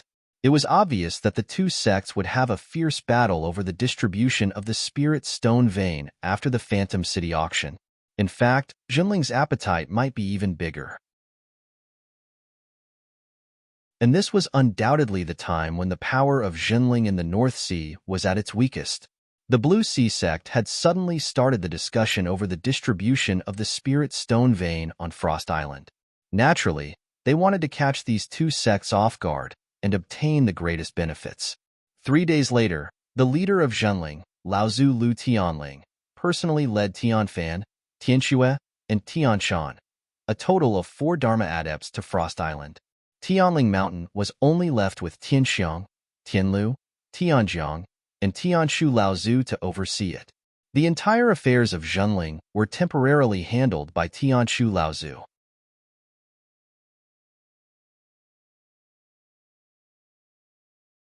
Chapter 977. The only thing Frost Island didn't lack was ice. Even though the buildings of the sects on the island had been almost completely destroyed in the great battle between Frost Island and Devil Luo, it only took a few years for all kinds of beautiful ice sculptures to appear on Frost Island once more. However, no matter how cold the temperature on Frost Island was, it could not extinguish the cold sweat on the foreheads of the core forging adepts who were on duty in the ice palace at the center of the island. Because at this moment, in the middle of the ice palace, there were a total of 32 Dharma adepts from the 9 major sects of the North Sea and 12 small forces gathered in the center of the ice palace. Huge waves of Dharma power came one after another, as if they were competing to crush their opponents from above. The situation this time was obviously very complicated. After the Dharma power Laozu of the Chao family of the North Sea had fallen, the Chao family had no successor and could be considered to have declined. The roaming sail sect had a conflict with the overturned sea sect, and their Dharma adept had been injured and had yet to recover. The roaming sail sect's position among the 12 small forces was also in jeopardy. There was also the AI family's Laozu. It was rumored that he had been injured by Mara during the battle on Frost Island. However, because Laozu of the AI family had been injured during the battle against Mara, he was someone who had made great contributions to the North Sea cultivation world and had not died. Even though there were other sects who coveted their share, they could not openly ask for it. Moreover, at this time, Laozu of the AI family had also arrived on Frost Island. He was full of energy, and others could not tell how strong he was. Furthermore, the Gilded Sword sect had 2 Dharma adepts. It was considered quite powerful among the small forces in the North Sea. Today, it was said that the sect had received secret support from a large force in the East Sea. It seemed that one of the second-generation disciples had successfully condensed his Dharma power, causing the number of Dharma adepts in the sect to increase to 3. Although they were still 3 early Dharma adepts, this power was not to be underestimated in the North Sea. The powerful Gilded Sword sect was naturally unwilling to share the 30% of the shares left to them by the 9 great sects with the other 11 small sections. They had already made it clear that they wanted to redistribute the shares and raise the status of the Gilded Sword sect in the North Sea. Other than the Gilded Sword sect, there was also a branch of the Lu clan of the Central Plains, the Liao clan of the Northern Sea, a millennium-old alchemy clan. Because their clan leader had successfully advanced to the Dharma stage and had the support of the number 1 Danding clan of the Central Plains, they were also trying to replace the Chao clan, which had already withdrawn from the 12 small forces and become the new small force of the Northern Sea. Originally, due to the death of the Crystal Palace's Mindseeker, Taoist Kuan An, the Liao family had been harassed and obstructed by Cheng Shizhuang, a direct descendant of the Crystal Palace. However, at this time, there were 2 cultivators from the Lu family in the Liao family island. With the 3 of them joining forces, they were able to entangle with Cheng Shizhuang. This time, Cheng Shizhuang had obviously received the news and stood guard outside the Liao family island to prevent the Liao family from participating in the Frost Island Conference. However, he did not expect to fall into Lu Runjian's trap, and Liao Ruinjia took the opportunity to come to Frost Island. If these 2 sects jumping out to fight for the share of the spirit mine on Frost Island was justifiable, then at this time, the 4 Seas sect also came to interfere. This caused the cultivators of the various sects to secretly think that they were dead or alive. However, they could not help but think, could it be that this guy really had some amazing background behind him? In fact, this guess was not wrong. He really did have someone backing him up, and his status was many times higher than the Lu clan behind the Liao clan. Thus, gang leader Zhang of the 4 Seas gang was able to put his heart at ease. Even in the face of the ridicule from the cultivators of the various sects, he still maintained an unfathomable expression. However, he didn't know that the person he was relying on was currently fighting in the Southeastern Sea region. Apart from these small forces, among the 9 large and medium-sized sects, the last 4 sects had only sent their early Dharma adepts, whereas the Haiyan sect and the Shuayan Pavilion had each sent their mid-Dharma adepts. However, this time, the main characters of the Frost Island Conference were obviously not them, but the 3 leading sects, Zhenling, Songhai, and Xianling. This time, the Songhai sect suddenly took the lead in this Frost Island Conference, and they had the courage to cut their losses. Speaking of which, the Songhai sect could be said to have gradually risen in recent years, but too much of its light had been overshadowed by Zhenling. According to the Songhai sect's strength, if they fought with all they had, this time, the Phantom City would be re-ranked, and the Songhai sect's share of the Spirit Stone Mine would definitely increase. However, the Songhai sect had resolutely given up on the Spirit Stone Mine in the East Sea and put all their energy into fighting for a share of the Spirit Stone Mine on Frost Island. Compared to the Songhai sect, Zhenling was the most capable of taking care of both sides. Therefore, other than Zhenling sending Tianlin and Tiankong, 2 mid-Dharma adepts, to the East Sea, the fight for the Spirit Stone Mine on Frost Island was personally led by the sect leader, Lu Tianling. Together with him were Tianfan and Tianxue, 2 mid-Dharma adepts, and Gua Tianshan, a total of 4 Dharma adepts. However, Lu Tianling and Lao Zu looked at the Songhai sect's formation in front of them. Dong Yi, Dong Kuan, Dong Gua, and Zhang Shi, 4 mid-Dharma adepts. Together with Dong Shan and Dong Hu, 2 early Dharma adepts, the Songhai sect had less than 10 Dharma adepts. Now that 6 of them had come, Lu Tianling's expression became extremely ugly. He had heard that the Songhai sect had sent Dong Yunlaozu to the EC this time, which meant that the entire Songhai sect only had Dong Ji, Wang Shiqing, and He Shiyun, 3 Dharma adepts. This was the power of the entire sect. Xinling sect's Laozu and Lin Shuqing Laozu also had ugly expressions on their faces. This time, when Xinling sect heard that Zhenling was going to the EC, they had immediately sent out 2 mid-Dharma adepts, Dao Yin and Feng Shudao. Although they were missing Lu Tianping compared to Zhenling, at least Xinling sect still had the protection of the Crystal Palace in the EC. Even if they could not compete with Xinling, they would not be too bad. But they did not expect that Songhai sect to make trouble at this time. At this time, Xinling sect could not spare too much power to take care of Frost Island. Dao Yin and Lin Shuqing, a mid-Dharma adept and an early Dharma adept, joined forces, but in front of the Songhai sect and Zhenling, they seemed extremely small. They had even been classified as the Haiyan sect and the Shuiyin Pavilion. At this time, Dao Yin and Laozu seemed to sense something and turned to look to the side. Coincidentally, Lu Tianling and Laozu also raised their eyes. Their eyes met and seemed to have reached some kind of agreement. They both nodded slightly and then looked at Donghua Laozu of the Songhai sect, who was talking confidently in the middle of the field. The Northwest Sea. Ever since Zhenling secretly discovered 2 small branch veins and 1 small branch vein, Zhenling had been secretly sending practitioners to mine these 3 veins. The small branch vein and the small branch vein in the northeast and southeast, which were closer to this place, had almost been completely mined by Zhenling without any regard for the consequences. It would probably take at least 1,000 years for the veins to recover. At this time, Zhenling's disciples were already mining the last and furthest branch vein in the southwest of the Northwest Sea. The Zhenling disciple who was in charge of mining was spiritual master Xianwei, who had discovered the veins here. Ever since spiritual master Xianwei followed Lu Ping and discovered 3 veins in the Northwest Sea, the scene of fame and flattery that spiritual master Xianwei had expected did not happen. After returning to Zhenling, Lu Tianling and Laozu gave him a gag order without saying anything. The whole of Zhenling did not know that a mind master had been born in their sect, and spiritual master Xianwei was still being laughed at by his own disciples. Of course, the sect still secretly gave him a lot of compensation. Hundreds of high-grade spirit stones, dozens of bottles of pills for cultivation, the improvement of the spiritual energy supply in the cave, and so on. Most importantly, he was in charge of the excavation of the 3 branch veins he discovered. In other words, spiritual master Xianwei was now an independent existence among the 3rd-generation disciples. However, at this time, spiritual master Xianwei did not have a trace of joy. He was constantly paying attention to the mining situation of the last branch vein, and at the same time, his mind was more focused on the talisman in his left hand.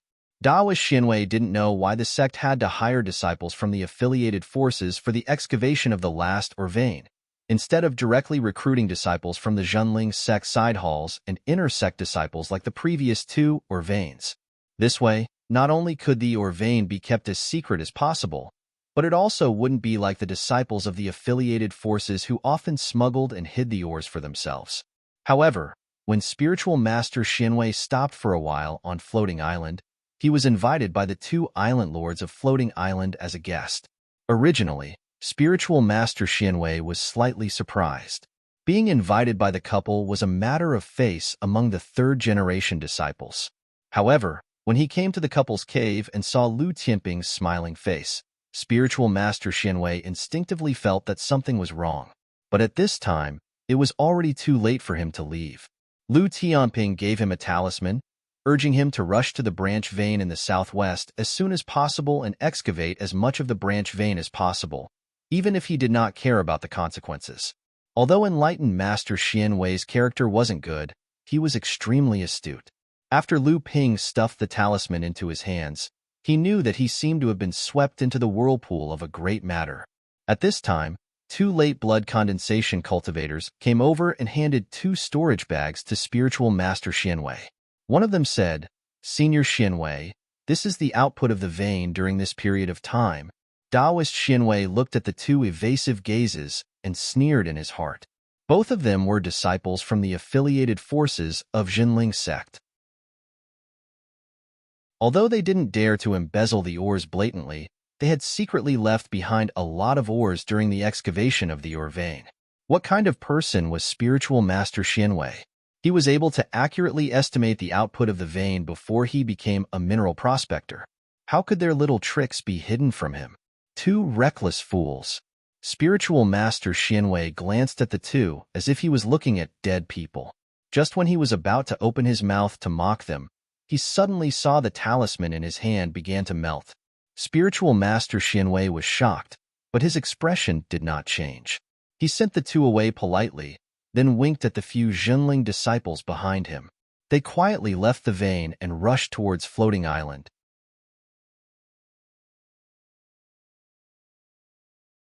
Chapter 978. Less than 10 minutes after spiritual master Xianwei left, a strong pressure suddenly descended.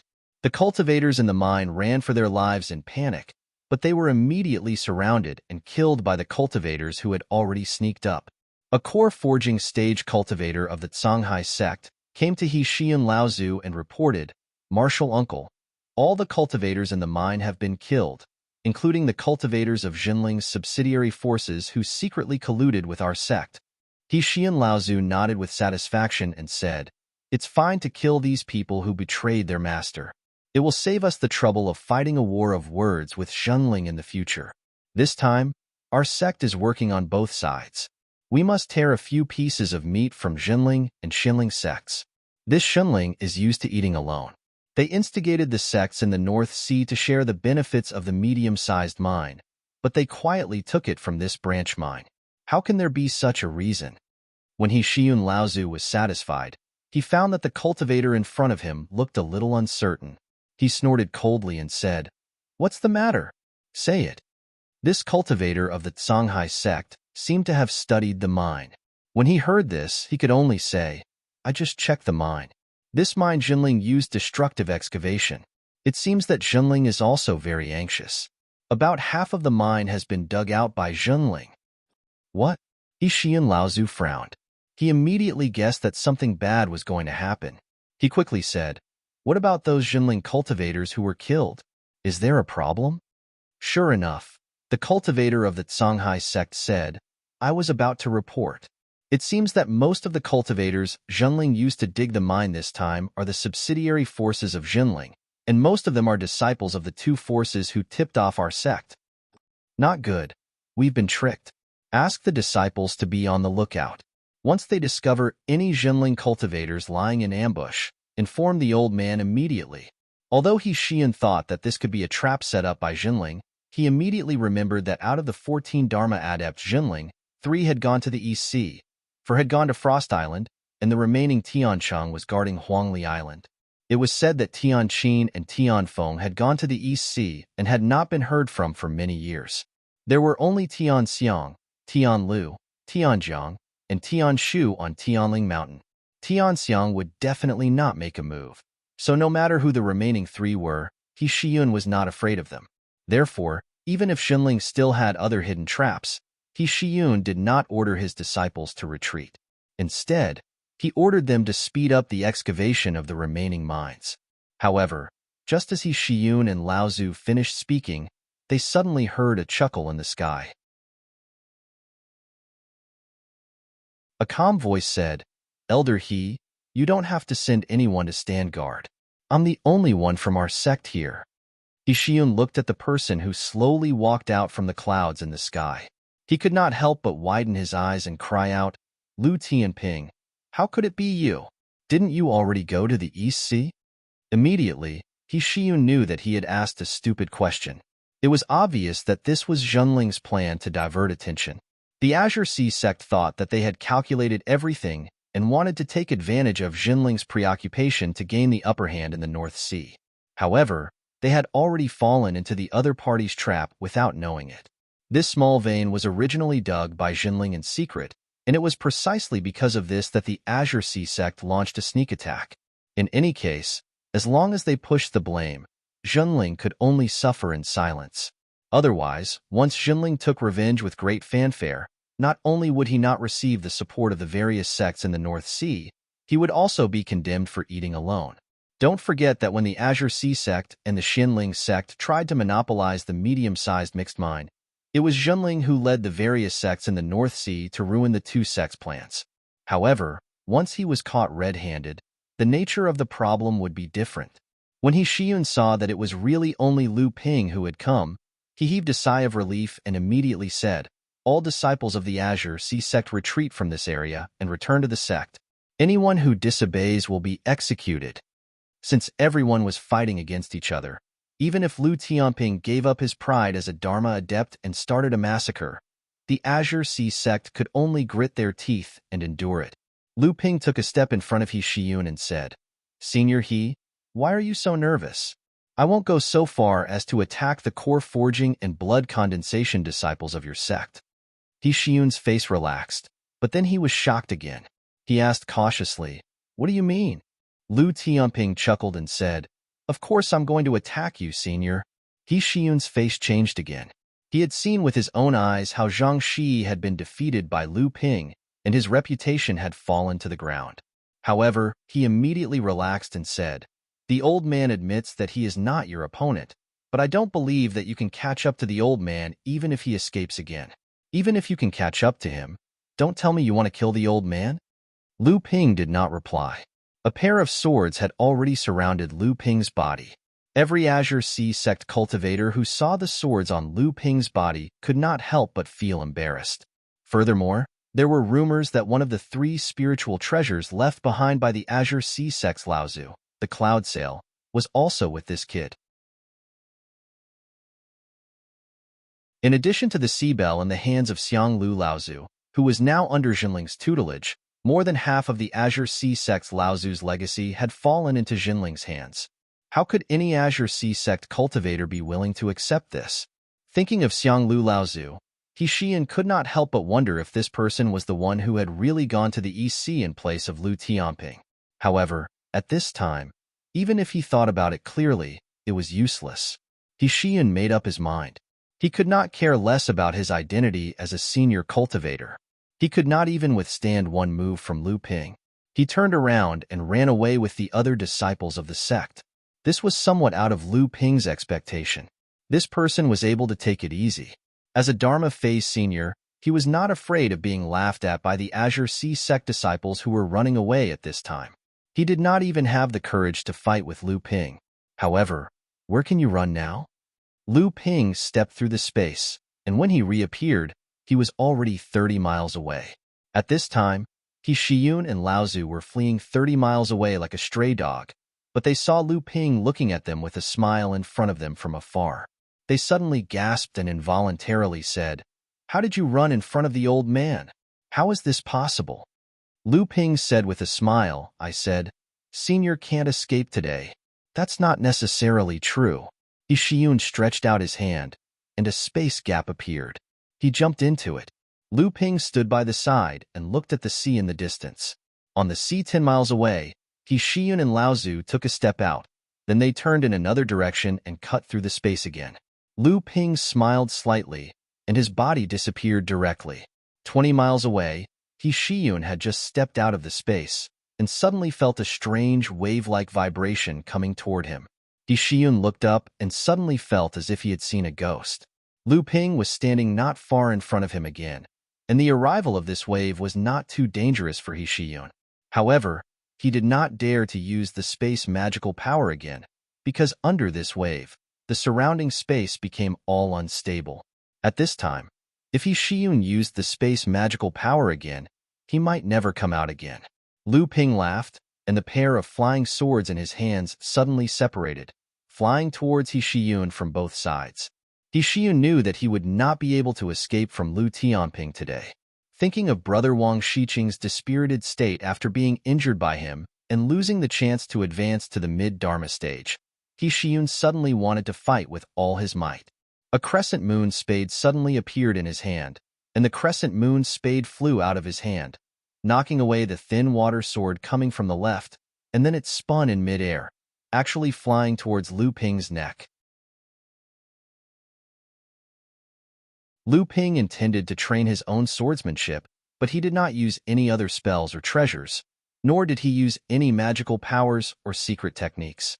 He directly used a pair of flying swords to fight with He Shiyun.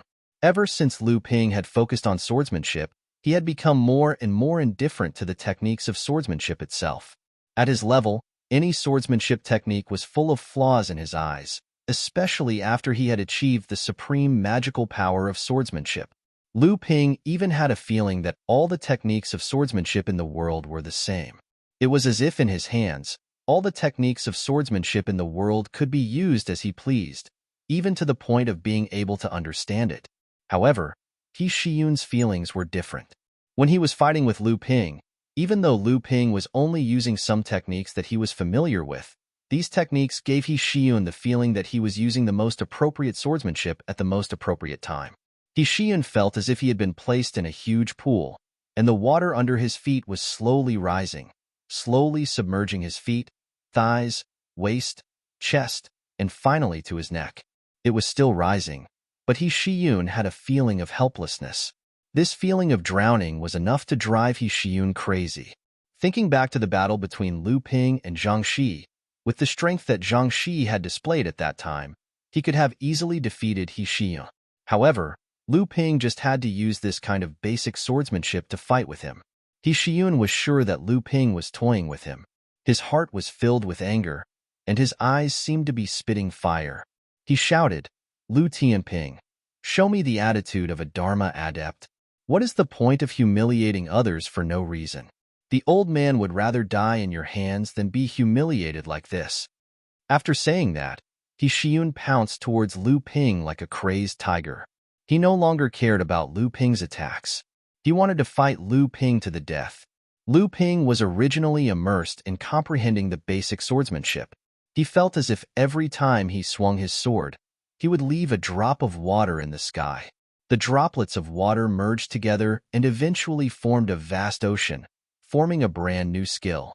It was the third basic skill in the bubbling sky swordsmanship, the drowning swordsmanship. As the drowning sword technique took shape, the purple clouds that surrounded the dragon Dharma power in the core space formed another strange, remarkable power talisman. It began to revolve around the dragon Dharma power in the clouds, faintly discernible. Lu Ping laughed and said, "That's good too. I'll fulfill your wish, senior." He Xian acted as if he was facing a formidable enemy. A ray of light had already appeared behind him. This was a sign that he was about to summon his Dharma power. However, he did not expect that a palm would suddenly appear behind him. It was too late for him to dodge. He Shiyun shouted, "Despicable!" A sharp pain came from the back of his head. Before He Shiyun lost consciousness, his last thought was, "Who the hell is attacking me from behind?"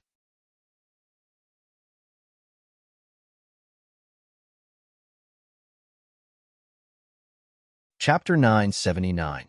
After Lu Ping captured He Shiyun alive, the sounds of fighting could be heard on the surface of the sea. Jinling's cultivators were fighting with the scattered Songhai sect cultivators. Unfortunately, He Shiyun was alert and knew that there might be an ambush. Otherwise, the operation would have been much smoother. After a while, Zhongjian and Ma Yu arrived together. Lu Ping smiled and said to Ma Yu, "I thought it would be enough if senior brother Zhongjian led the team this time. My nephew has just reached the age of 100. He can't leave sister-in-law's side." After Ma Yu became a mother, she had a mature charm. She smiled and said, "Since you, Water Sword Immortal, have spoken, all the third-generation disciples of Zhenling will give you face." Lu Ping chuckled and listened to Zhong Jin's account of the encirclement. He said, because He Shiyun was prepared in advance, half of them managed to escape. The remaining half only managed to capture a dozen or so of them. The rest were all killed in the battle. Lu Ping nodded and said, "Casualties are inevitable in the battle. How are the casualties of our disciples?" Zhong Jin said, "A few fourth-generation blood condensation disciples died. More than a dozen people were injured, including 4 or 5 core forging cultivators." Lu Ping took out a dozen jade bottles from his storage artifact and said, "These are some healing pills I refined. Senior brother, please give them to them. Zhong Jin smiled and took the jade bottles. I wonder if they will be willing to eat them if they know they are refined by you. At this time, Zhong Jin suddenly thought of something and waved behind him. An early core forging cultivator was brought over. Zhong Jin saw Lu Ping's questioning expression and explained, although this person's cultivation base isn't high, he seems to have a high status among the cultivators from Songhai sect who ambushed our sect's mine. When I found him, he was being escorted by several Songhai sect core forging realm cultivators. Your senior martial sister Ma and I joined forces to kill them and capture this person alive. Only then did we discover that this person seems to be a mind seeker like senior martial brother Xinwei. Oh? Lu Ping looked at the unconscious early core forging cultivator and said, we can use this to make a fuss. At the same time, in the southeastern part of the North Sea, 3 cultivators were patrolling this area. Senior brother Wu, are those 2 cultivators from Middle-earth really the ones who killed Uncle Master Kuan-Yu? Wu Shihuan nodded. The North Sea doesn't seem to be peaceful recently. From the information we received from Xinling sect, it seems that there are many external forces trying to intervene in the North Sea. Not long after Uncle Master Kuan-Yu was killed, these 2 cultivators from the Central Plains appeared in this region, accompanied by the leader of the Four Seas sect. They even killed several Xinling sect disciples and spies from other sections. Based on the timing, these 2 cultivators from the Central Plains seem to be the most suspicious. Ma Shifeng, who was at the side, nodded and said, there's also the Four Seas sect leader. That person used to have dealings with the Overturned Seas sect. He once used the Overturned Seas sect's secret teleportation array to travel between the East Sea and the North Sea cultivation world. After that, there seemed to be some small misunderstandings between him and the Overturned Seas sect because of the uneven distribution of loot. However, that person knows some of the Overturned Seas sect's secrets. That's not all. Wu Shihuan paused and said, from the looks of the Xinling sect disciples who managed to escape and saw these 2 people from afar, it is highly likely that these 2 Dharma adepts from Middle Plains are from the top family in Middle Plains, the Yuan family. As soon as Wu Shihuan finished speaking, Ma Shifeng and Zhang Shiji looked at each other. Both of them could see the surprise in each other's eyes. If it was really the Yuan family who did it, then this matter was not as simple as they had imagined. No matter what, anyone who dares to kill a cultivator from the Crystal Palace, even the 5 holy lands of Middle-earth will have to pay the price. Wu Shihuan said coldly. Of course. Ma Shifeng and Zhang Shiji said in unison. Water Crystal Palace had always been protective of their own. Regardless of who their opponent was, Water Crystal Palace would always be supported by an uncompromising spirit. This was also because Water Crystal Palace was one of the 6 most powerful leviathans of the cultivation world to begin with. Senior Wu, we have been in North Sea for a few days now. We have yet to find the 2 cultivators from Middle-earth. Could it be that they are no longer here? Wu Shihuan looked at Ma Shifeng and said, that is possible. What do you think, Junior Zhang? Zhang Shiji thought for a while and said, it is not a good idea to continue searching like this. I heard that the Ping, Four Seas gang, had accompanied these 2 on a patrol in this area. Now, the most important thing in the world of North Sea is undoubtedly the fight for the Spirit Stone Mine on Frost Island. I heard that the Four Seas gang is also one of the 12 small forces in North Sea. Could the disciples of the Yuan family be on Frost Island? Only in the North Sea can a low-level gang like the Four Seas gang be able to form a small force. Wu Shihuan looked at Ma Shifeng and said with a smile, but junior brother Zhang is right. Let's make a trip to Frost Island. Xinling sect had asked us for help before, but I rejected them.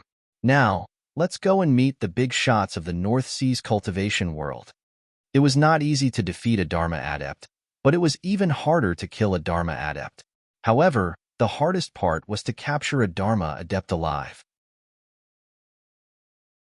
Just as Lu Ping had easily knocked He Xiun unconscious and captured her alive, the situation on Frost Island had reached a point where it could explode at any moment. Strictly speaking, it was an extremely delicate and dangerous moment. And all of this was because of the 2 people who were chatting in the Central Ice Palace. I did not expect young Master Yuan to be here. No wonder Chief Xing of the Four Seas Gang is so high profile. I am Bai Jishan of the Taishan sect. A cultivator walked out from behind Dongkuan Laozu. At first, they thought it was a disciple of the Songhai sect, but they did not expect it to be a Dharma adept Laozu who had hidden his cultivation. Taishan sect?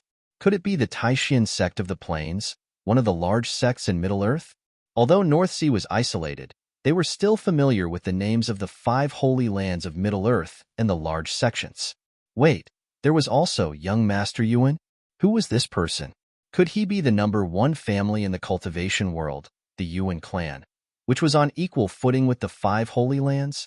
The cultivators who had been whispering because of the sudden appearance of a Taishan sect cultivator in Songhai sect all followed by Jishan's gaze and looked at the 2 cultivators, one old and one young, behind Chief Zhang of the Four Seas Gang. The young man who was originally wearing the ordinary clothes of the Four Seas Gang turned his hand gracefully and a folding fan appeared in his hand. As he opened the fan, a graceful and elegant aura burst out of the young man's body. Even the tacky clothes of the Four Seas Gang could not conceal it. So it is the head disciple of the 3rd generation of the Taishan sect.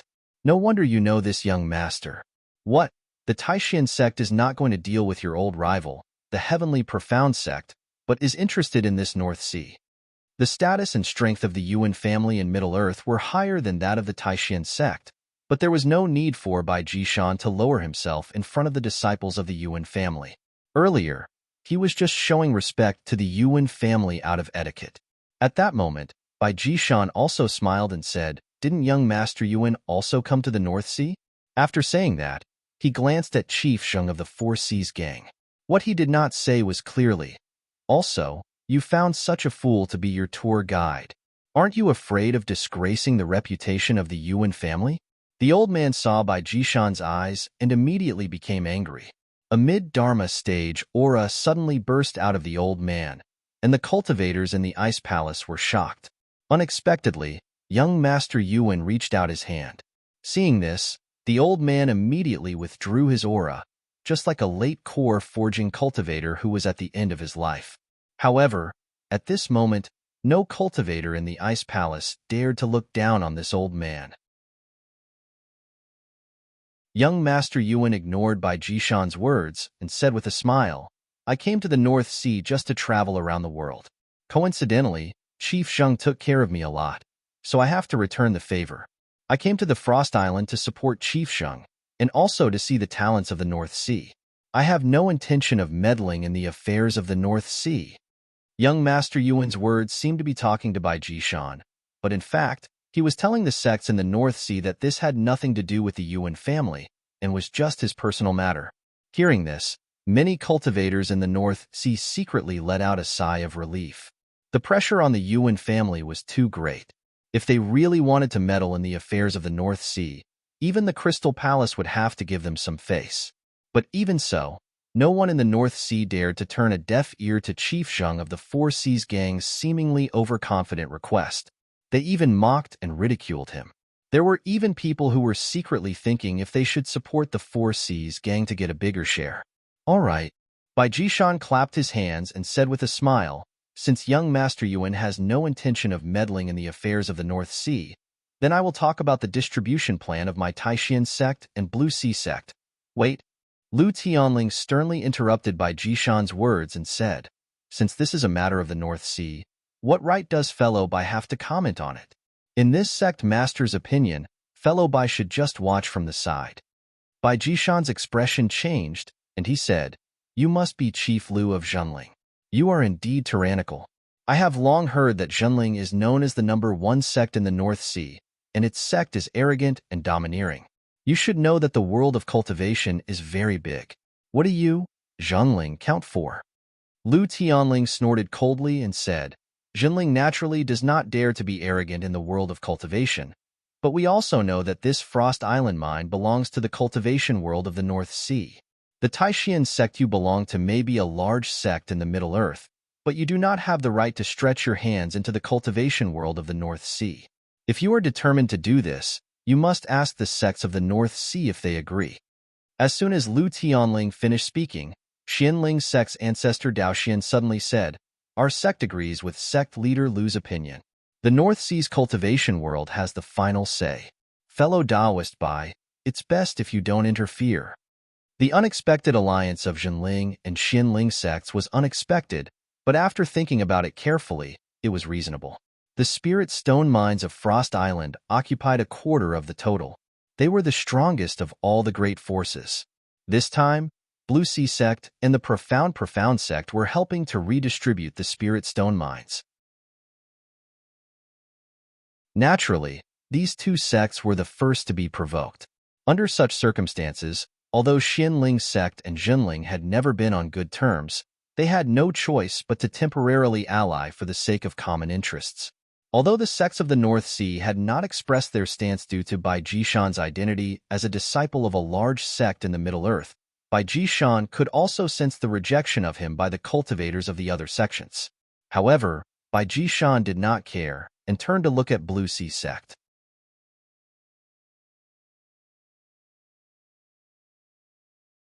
Chapter 980. Forefather Donghua of Blue Sea sect seemed slightly hesitant when he saw this, but under Bai Jishan's gaze, he finally nodded and said, "This time, it is not the Profound sect that wants to interfere in the matters of the North Sea, but our sect has invited the Profound sect to come and help us. This spirit stone mine of Frost Island will be a competition between our sect and the Profound sect. Therefore, our original 10% is far from enough." Before the sects could recover from the shock of Blue Sea sect's declaration, Bai Jishan laughed and said, "Everyone, you understand now. We are not here to interfere with the affairs of the North Sea. We were invited by the seniors of Blue Sea sect. We are here to help Blue Sea sect fight for the spirit stone vein on Frost Island, not to fight for it ourselves." Lu Tianling sneered at the master of Blue Sea sect. "How much of the share does your sect want Profound sect to offer?" Donghua Laozu was immediately enraged and said, "Lu Tianling, do not go too far. Do you really think that Blue Sea sect is afraid of you?" Lu Tianling didn't care about him at all.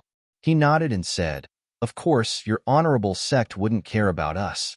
Since your honorable sect was able to invite the help of the Supreme Xin sect, why would you care about us? I'm afraid the entire North Sea isn't even worth your attention." Donghua Laozu suddenly opened his eyes and said, "Martial nephew Lu, you do not need to sow discord. Since Blue Sea sect initiated the redistribution of the spirit stone mine of Frost Island, we naturally have a reasonable plan that can take care of the interests of all parties. You are blocking us now. Do you have some ulterior motives?" Lu Tianling glanced at Donghua Laozu and seemed to think of something. He said, "Fine, if that is the case, then I will listen and see what your Blue Sea sect can do." Bai Jishan laughed and said, "If that is the case, then this one will speak of their plan on behalf of Blue Sea sect." Although he kept saying that he wanted to stand up for the Songhai sect, his expression was clearly that of the Taishan sect. He did not even look at the cultivators of the Songhai sect behind him and said directly, "Zhenling and Xinling have always been known as the great sects of the North Sea, but in fact, they do not live up to their name. These two sects together can actually take a quarter of the entire mine. I think that it is enough for these two sects to get 10% each. The remaining 5 will be given to Blue Sea sect." Bai Jishan's words were shocking. In an instant, he wanted to plunder 5 of the 2 largest sects in the North Sea. Lu Tianling and Dao Yin both sneered. The cultivators of the various sects all looked at the cultivators of the Azure Sea sect, but they heard Bai Jishan continue. "Of course, the share of the 12 small sects should also be adjusted appropriately. Since the Chao family no longer has a Dharma plane cultivator, their share should naturally be given to the new Liao family. Lao Zhu of the roaming sail sect is a skeleton in his grave, so he does not have the right to continue sharing Frost Island's share. The Four Seas gang is a vassal of the Middle Earth's Yuan family, so this share should naturally be added to the Four Seas gang." At this time, the cultivators of the North Sea had already figured out something. The sects that would benefit from Bai Jishan's plan all had the shadow of the great forces of the Middle Earth behind them. Behind Blue Sea sect was the Great Profound sect. Behind the Liao family was the #1 alchemist family, the Lu family. The originally unremarkable Four Seas gang actually had the support of the Yuan family. Lu Tianling Laozu said, "Blue Sea sect really has a big appetite. Aren't they afraid of being too greedy and burdening themselves? Dao Xian Laozu's face was livid, but surprisingly, he did not speak. Xinling's sect was not what it used to be. After the deaths of two Dharma plane cultivators, Dao Shi and Lu Xiuheng, Xinling's sect's own legacy had problems. Among the third-generation disciples, there were no special talents except Ouyang Weijian. In the face of such an aggressive momentum from Blue Sea sect, which had the support of Xin's sect, Dao Xian Laozu inevitably felt a little unconfident. That was why he was more willing to let Lu Tianling charge at the front, because he knew that Xinling valued the share of the spirit stone mine on Frost Island more than Xinling's sect. Of course, Dao Xian Laozu actually had another worry in his heart. Being in a position like Dao Xian Laozu, he more or less had some understanding of the big secrets of the cultivation world. He had once heard from the cultivators of the Crystal Palace that the Tianqian sect, which had always been hostile to Xinling's sect, had secretly formed an alliance with the Crystal Palace. Through the support of the Crystal Palace, the Tianqian sect fought against the Tianqian sect, which was secretly supported by the 5 Holy Lands of Middle-earth. Although Dao Xian Laozu did not know what benefits the Crystal Palace had gained from this, he knew that since Bai Jishan had come to the North Sea, there was no way he did not know that the power behind Xinling's sect was the Crystal Palace. Because of the Tianqian sect obviously would not be kind to a sect that was close to the Crystal Palace. Moreover, what Dao Xian Laozu was more afraid of at this time was another reason, and that was that the Tianqian sect suddenly appeared in the North Sea and fully supported Blue Sea sect to fight for the share of the spirit stone mine on Frost Island. Was the shadow of the 5 Holy Lands of Middle-earth behind this? Was this the 5 Holy Lands counterattack against the Crystal Palace's infiltration into Middle-earth? Dao Xian Laozu's heart sank bit by bit. Although he had already expressed that he was on Xinling's side, he had made up his mind not to make a move to avoid incurring the wrath of the 5 Holy Lands. Bai Jishan glanced at Lu Tianling and said, "Master Lu, you've really been in the North Sea for too long. Do you really think that a mere 15% share of a large spirit stone vein is enough to satisfy everyone from the Azure Sea sect who has the support of our sect?" Lu Tianling's face was cold as he said to the Songhai sect's cultivators, "That's true.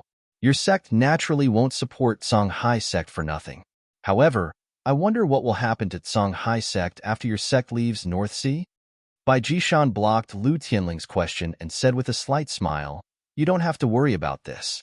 As long as our sect does not leave the North Sea, the Blue Sea sect will naturally not have so much to worry about." Lu Tianling stared at the entire Blue Sea sect when she heard this. At this time, she more or less understood. Although Xinling did not have a giant like the Crystal Palace as an ally, he had his own dojo in the Middle-earth, so he naturally had some understanding of the situation in the Middle-earth. Although she had guessed it before, Lu Tianling was still a little unwilling to believe it. However, after all of her provocations, the entire Blue Sea sect still had a lifeless appearance, and she immediately came to a realization. With Zhang Shi's arrogance, he actually allowed Bai Jishan to shout so arrogantly. Although Bai Jishan was provoking the other sects in the North Sea, wasn't he also using his foot to step on the face of the Blue Sea sect? However, the Blue Sea sect endured it. There must be a reason why she did not see it before. How scheming was Lu Tianling? When she thought back to the news from the Yingshan Immortal Academy and the news that Lu Ping had brought back from the Profound Sky sect, she immediately understood. The Blue Sea sect was clearly afraid. Even someone as proud and arrogant as Zhang Shi had no choice but to compromise in the face of the sect's survival. For a moment, Lu Tianling felt a trace of pity for the Blue Sea sect. However, facing the colossus that might be hiding behind Bai Jishan, even though Lu Tianling was also afraid, she had no choice but to fight. Xinling was different from the Blue Sea sect. This was a once-in-a-lifetime opportunity for Xinling to rise, and Xinling could even see hope. In front of the hope that almost all of Xinling's members had gathered, Xinling could not let go of any chance to increase the sect's foundation. Xinling had long since made plans for the worst. The involvement of the powers in the Middle-earth and the greater conspiracy that might be hidden behind them might be a potential crisis, but it might not be directly passed on to Xinling.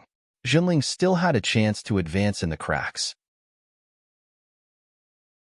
If he missed this opportunity, What Jinling was waiting for might be another 6,000 years of reincarnation after Laozu's regret. Lu Tianling took a long breath, and her face suddenly became cold. She said, "Supreme profound sect suggestion. My sect absolutely cannot accept it." Bai Jishan's expression changed, and he said, "Sect Master Lu, you have to think this through. I believe Sect Master Lu should have some guesses about the implications of this. Don't do anything stupid." Lu Tianling smiled coldly and did not say anything. Obviously, she had already expressed her attitude. Bai Jishan smiled sinisterly and no longer asked Lu Tianling. Instead, he turned to Laozu and said, "What does Senior Daoxian say?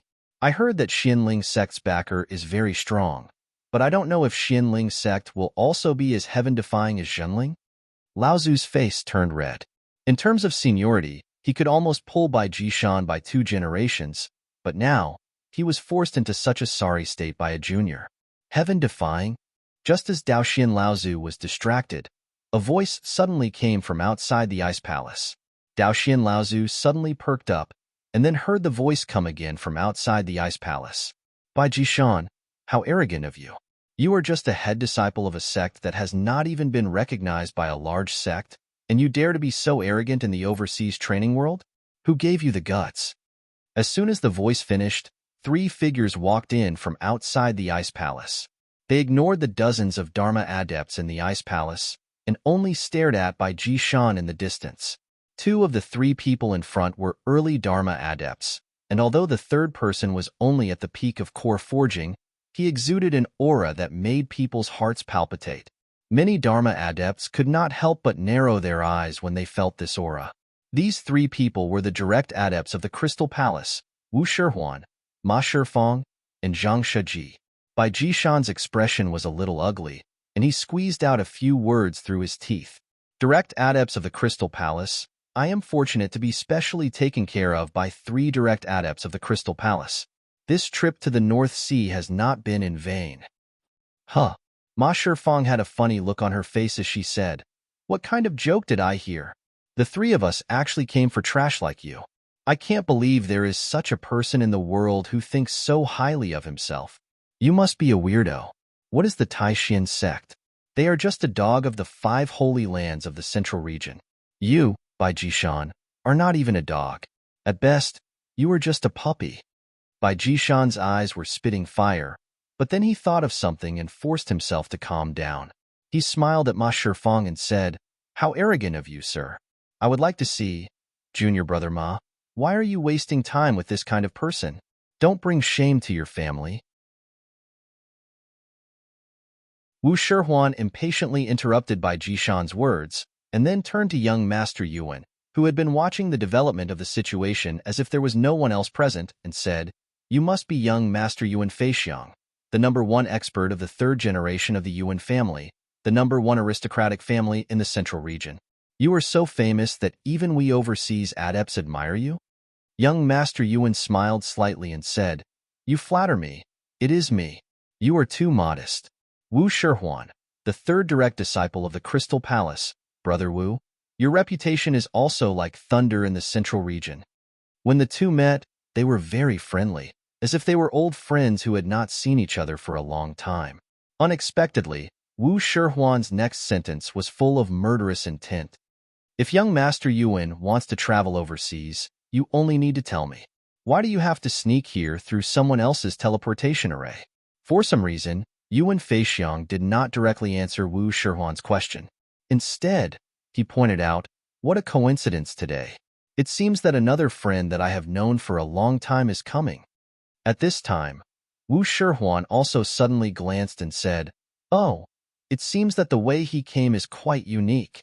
In the Ice Palace, some of the mid-Dharma adepts had already sensed something, but the early Dharma adepts seemed to be at a loss, except for Lu Tianling. Whoosh! With the sound of the wind, a figure suddenly flew through the air, and after falling to the ground, he rolled on the ground like a gourd. Apprentice nephew he, junior brother he.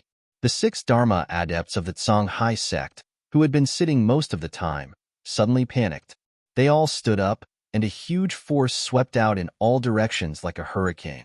Looking at the person who was rolling on the ground, Who else could it be but the Dharma adepts of the Songhai sect, Laozu He Shiyun? Who? Who is it? Come out. It's me. A voice suddenly suppressed the noise in the ice palace. A figure gradually appeared in midair, and then stepped down from the air. It's you. Lu Tianping. Didn't you already go to the North Sea? Lu Ping directly ignored the roars of the Songhai sect, but slowly turned around and looked at Bai Jishan, Wu Shihuan, Ma Shifang, Yuan Feixiang, and Zhang Shiji. When he saw Zhang Shiji, he even nodded slightly in greeting. From the moment he appeared, he could already feel the surging fighting spirit from these 5 people. There was no scheming, no fighting between sects, no differences between regions. There was only the pure fighting spirit of meeting an opponent, that kind of eagerness to fight. In an instant, Lu Ping also felt that his chest was about to explode. The Dharma of the dragon was circling and roaring in the space of his core, as if expressing his boundless anger towards those who dared to challenge him.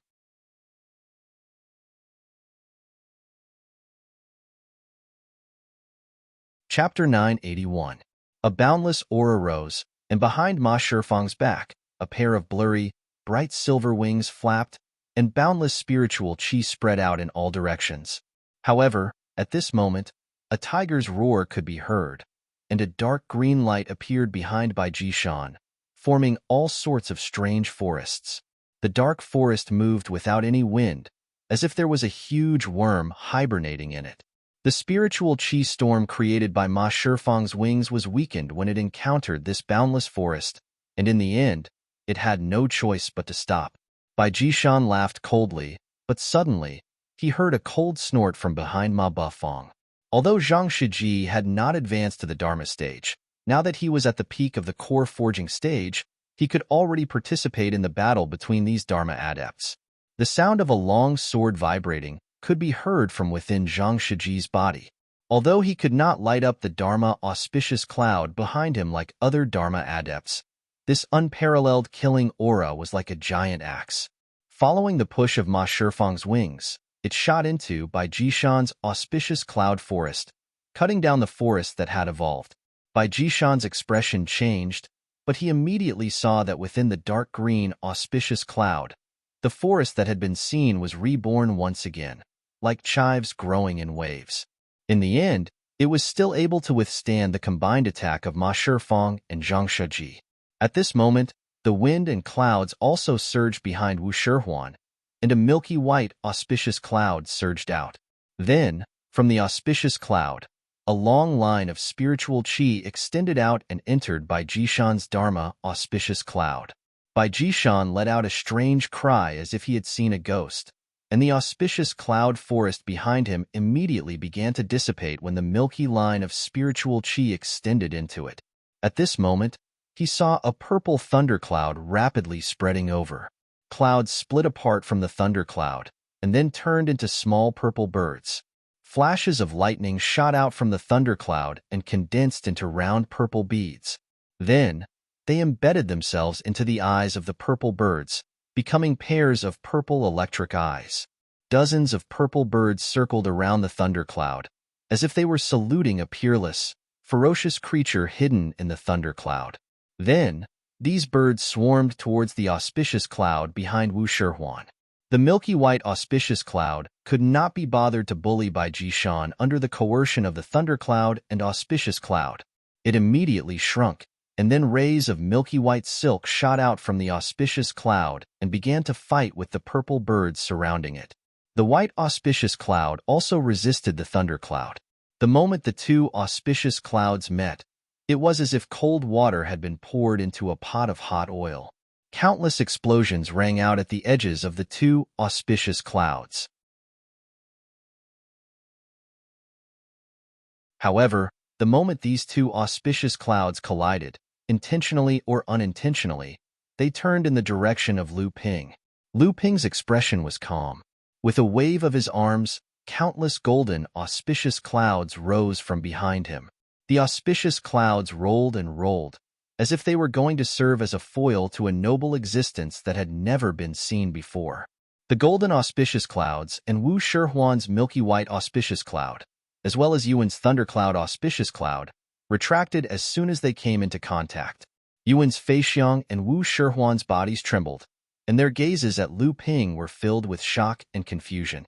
Although Lu Ping had been attacked by their combined forces, a purple aura flashed across his face.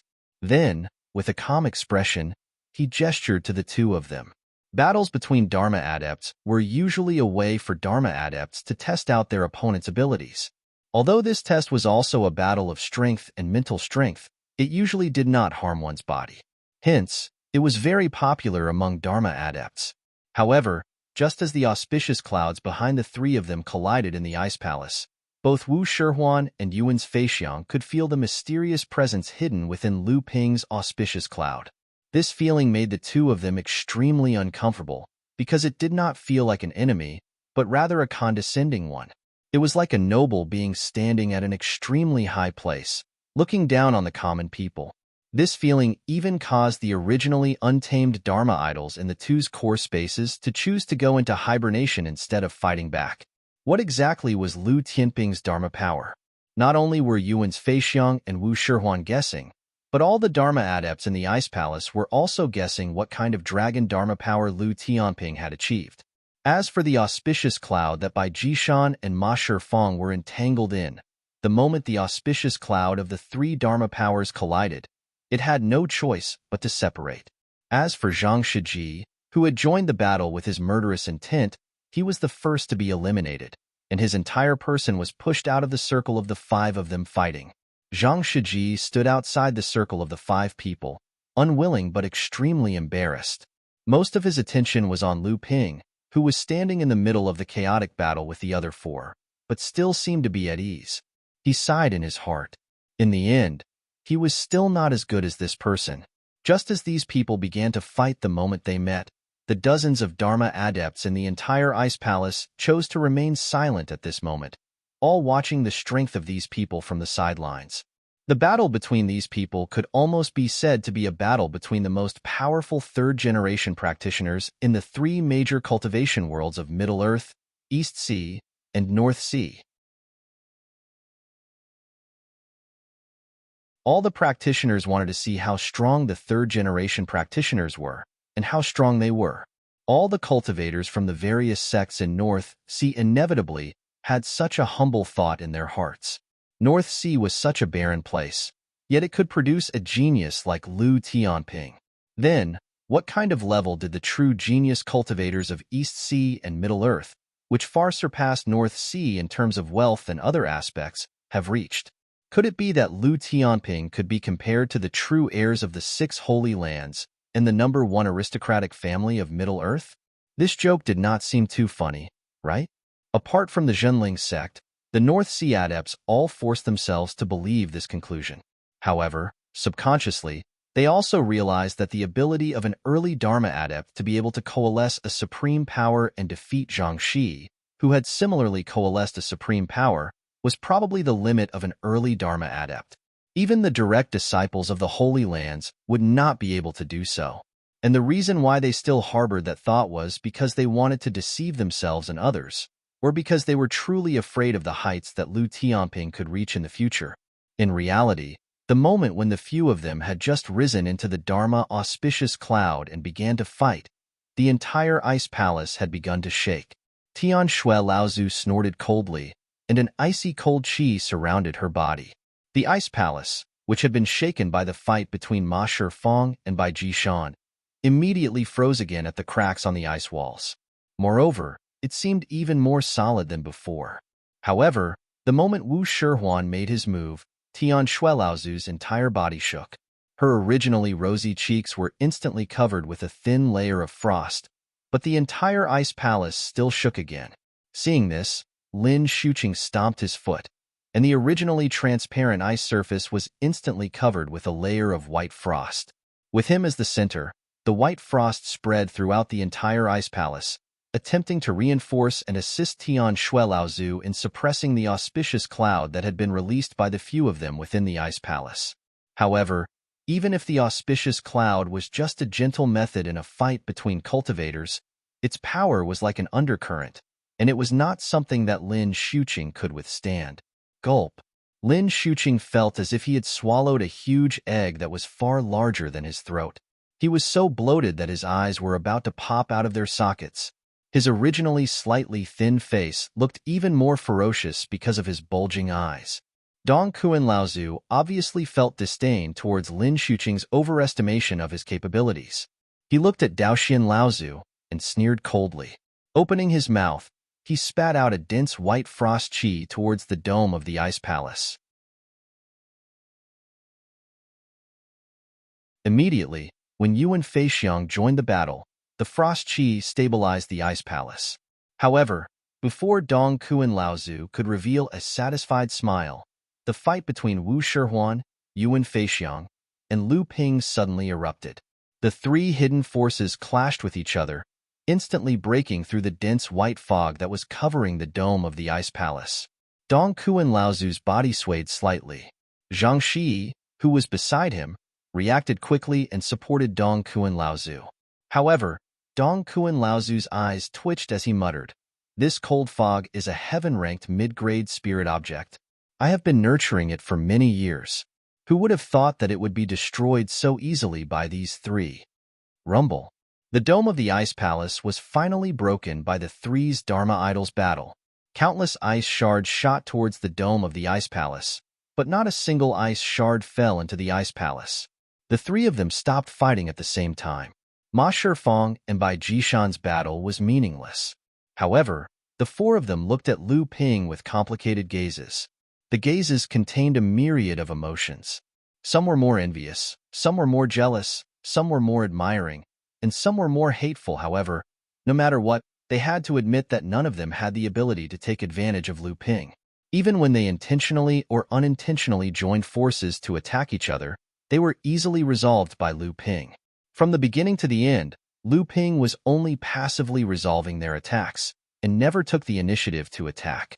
Judging from the outcome of this battle, it seemed like they could say that North Sea's Lu Tianping's strength was not inferior to theirs. However, in reality, they knew that none of them could figure out Lu Tianping's strength. It would not be an exaggeration to describe him as unfathomable. If it were Wu Shihuan and the others, they wouldn't be able to fend off the attacks as easily as Lu Ping did without using their trump cards. Wu Shihuan and the others knew that they wouldn't be able to do so. Even though these people all had their own trump cards and trump cards, they knew that Lu Tianping had the title of the boy of many treasures when they came to the North Sea. The thin water-flowing sword and the cloud sail in his hands were also rare treasures and might not necessarily be inferior to theirs. The few of them stopped, but they heard vast sea sects Dong Laozu say, "Lu Tianping, what did you do to my disciple nephew He?"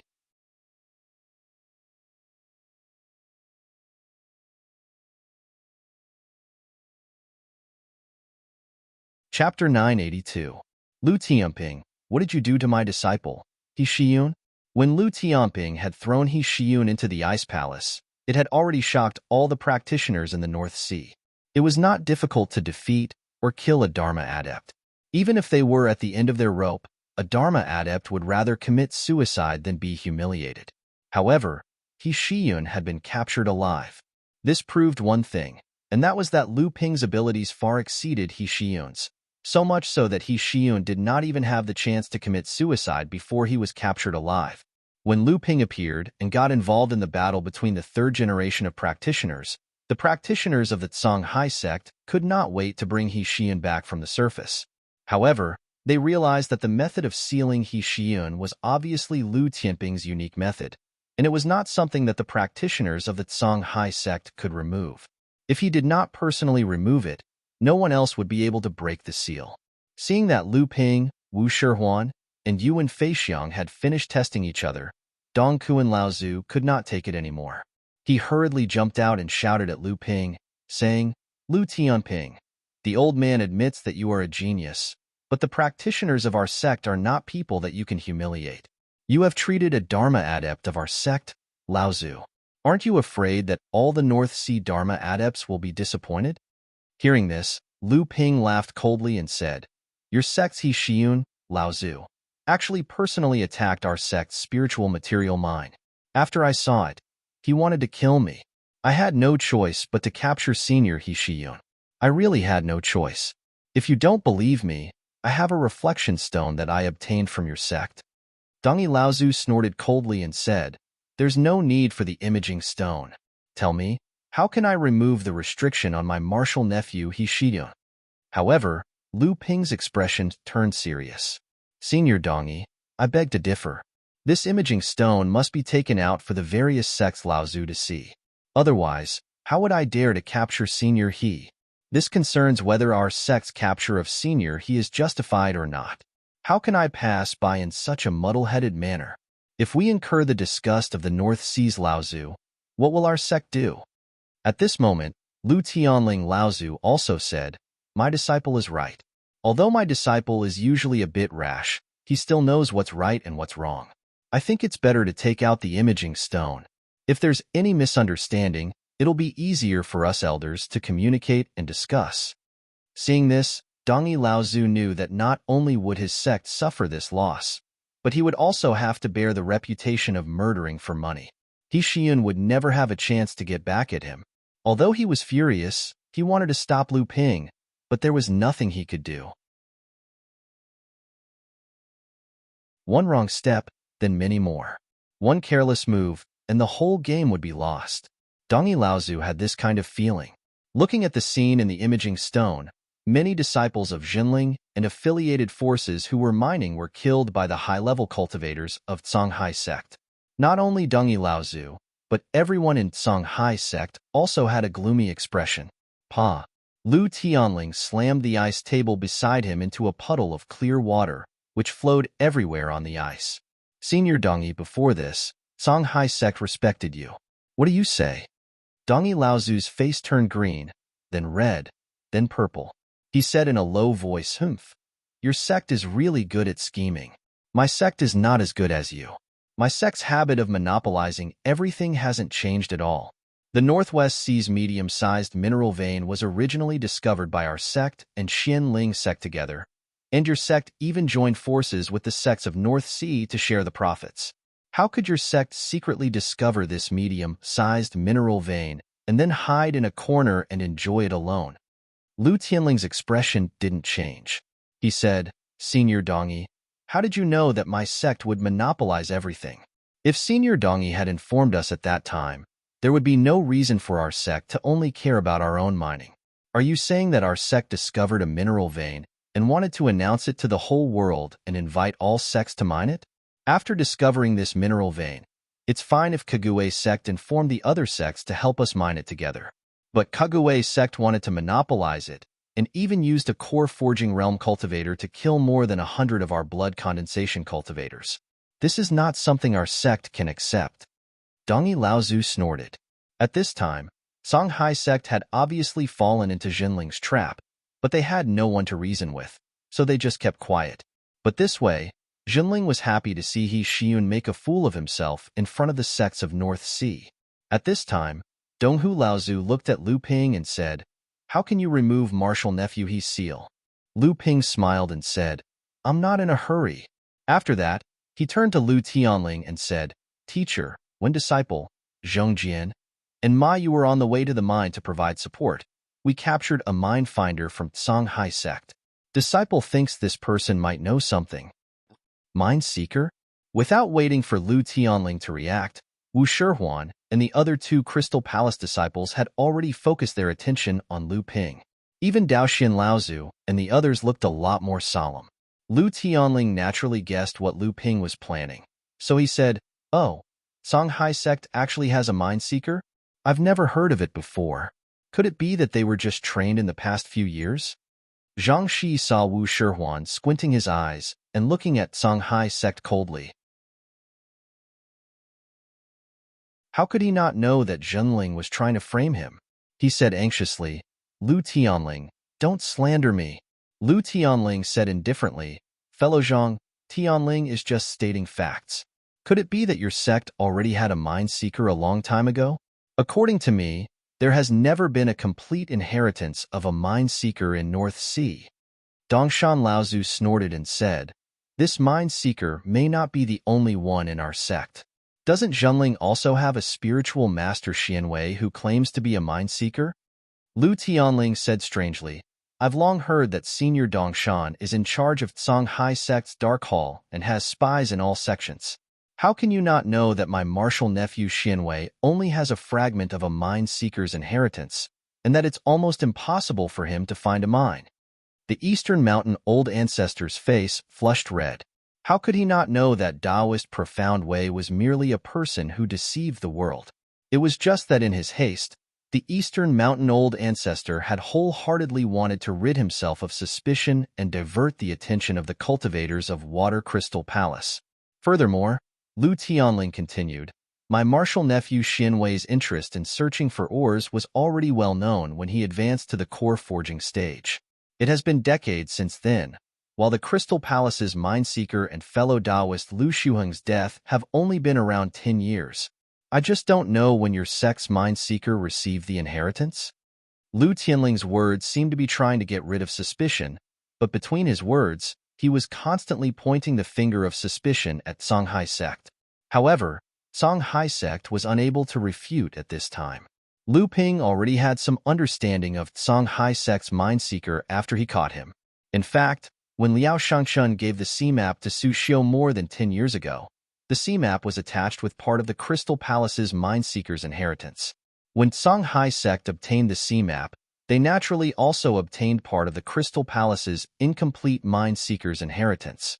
After that, Songhai Sect was ambushed by Xianling Sect in the Northwest Sea. After a chaotic battle between the two sides, the suspicion was shifted to Liao Family Island. After Songhai Sect handed over the C-map they obtained to the Crystal Palace, they secretly left this inheritance behind. However, there was no mine-seeker's inheritance on the C-map, and the Crystal Palace didn't know that Songhai Sect had obtained part of Kuan An's mine-seeker's inheritance. Now that Songhai Sect had another mine-seeker, if the Crystal Palace didn't suspect Songhai Sect, who else could they suspect? Good, very good. Wu Shihuan looked at Songhai Sect from top to bottom. He didn't care about those mid-Dharma adepts at all. He just sneered and said, what a good trick.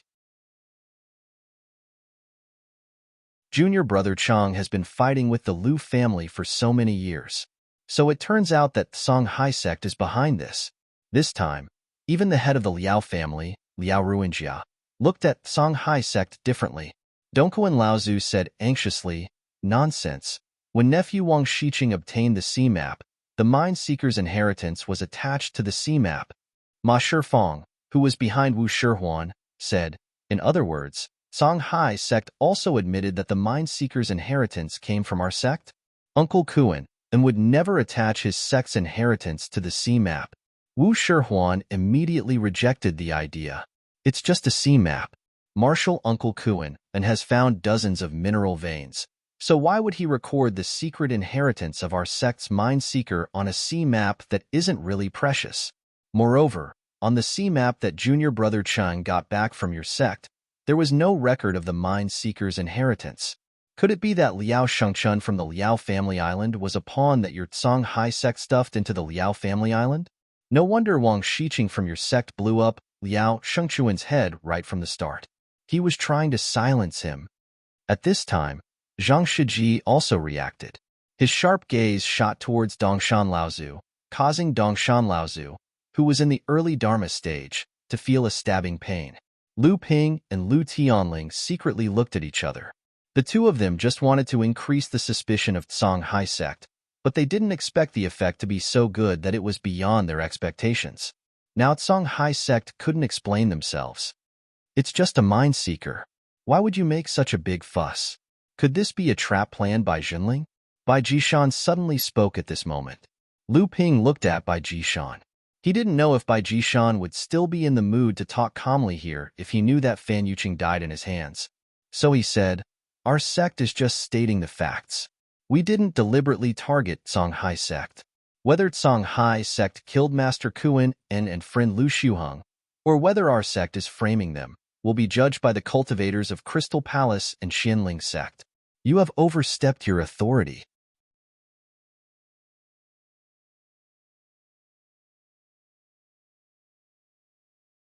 Chapter 983. You've overstepped your bounds. Lu Ping rebuked Bai Jishan. You have no evidence and are just imagining things. You don't even have a single logical deduction. Even if you wanted to frame our sect, you wouldn't have done it in such a clumsy way. Is this the demeanor that a disciple of a great sect should have? I've finally seen it for myself today. Bai Jishan laughed in anger. I've long heard that Lu Tianping of the North Sea is a genius. You've made a name for yourself even before you entered the Dharma stage. You're also close friends with Xie Tianyang, one of the 6 swords of the Ziyang Palace, and Sang Yu, the Empyrean Walker of the Spirit Beast sect. I've snatched this mission from my sect mostly because of you. But what I've seen today has disappointed me greatly. The great water sword Celestial is just a sharp-tongued character. Lu Ping said indifferently, "Can I take Brother Bai's words as you're angry because you're out of ideas?" Bai Jishan smiled darkly. "If that's the case, I'd like to learn from you, Brother Lu." Lu Ping also said coldly, "Please." The two of them flashed and used their spatial arts to disappear from the ice palace. When they reappeared, they were more than 10 kilometers away from Frost Island. Then, loud explosions came from the surface of the sea, and the powerful spirit energy ripples automatically activated the island's great formation. Layers of wrinkle-like ripples spread from the center of the island's great formation towards the center of the two's battle. If the previous battle on the Dharma Idol celebratory cloud was just a test between the few of them to test the depth of their respective cultivation bases, then this was a real battle.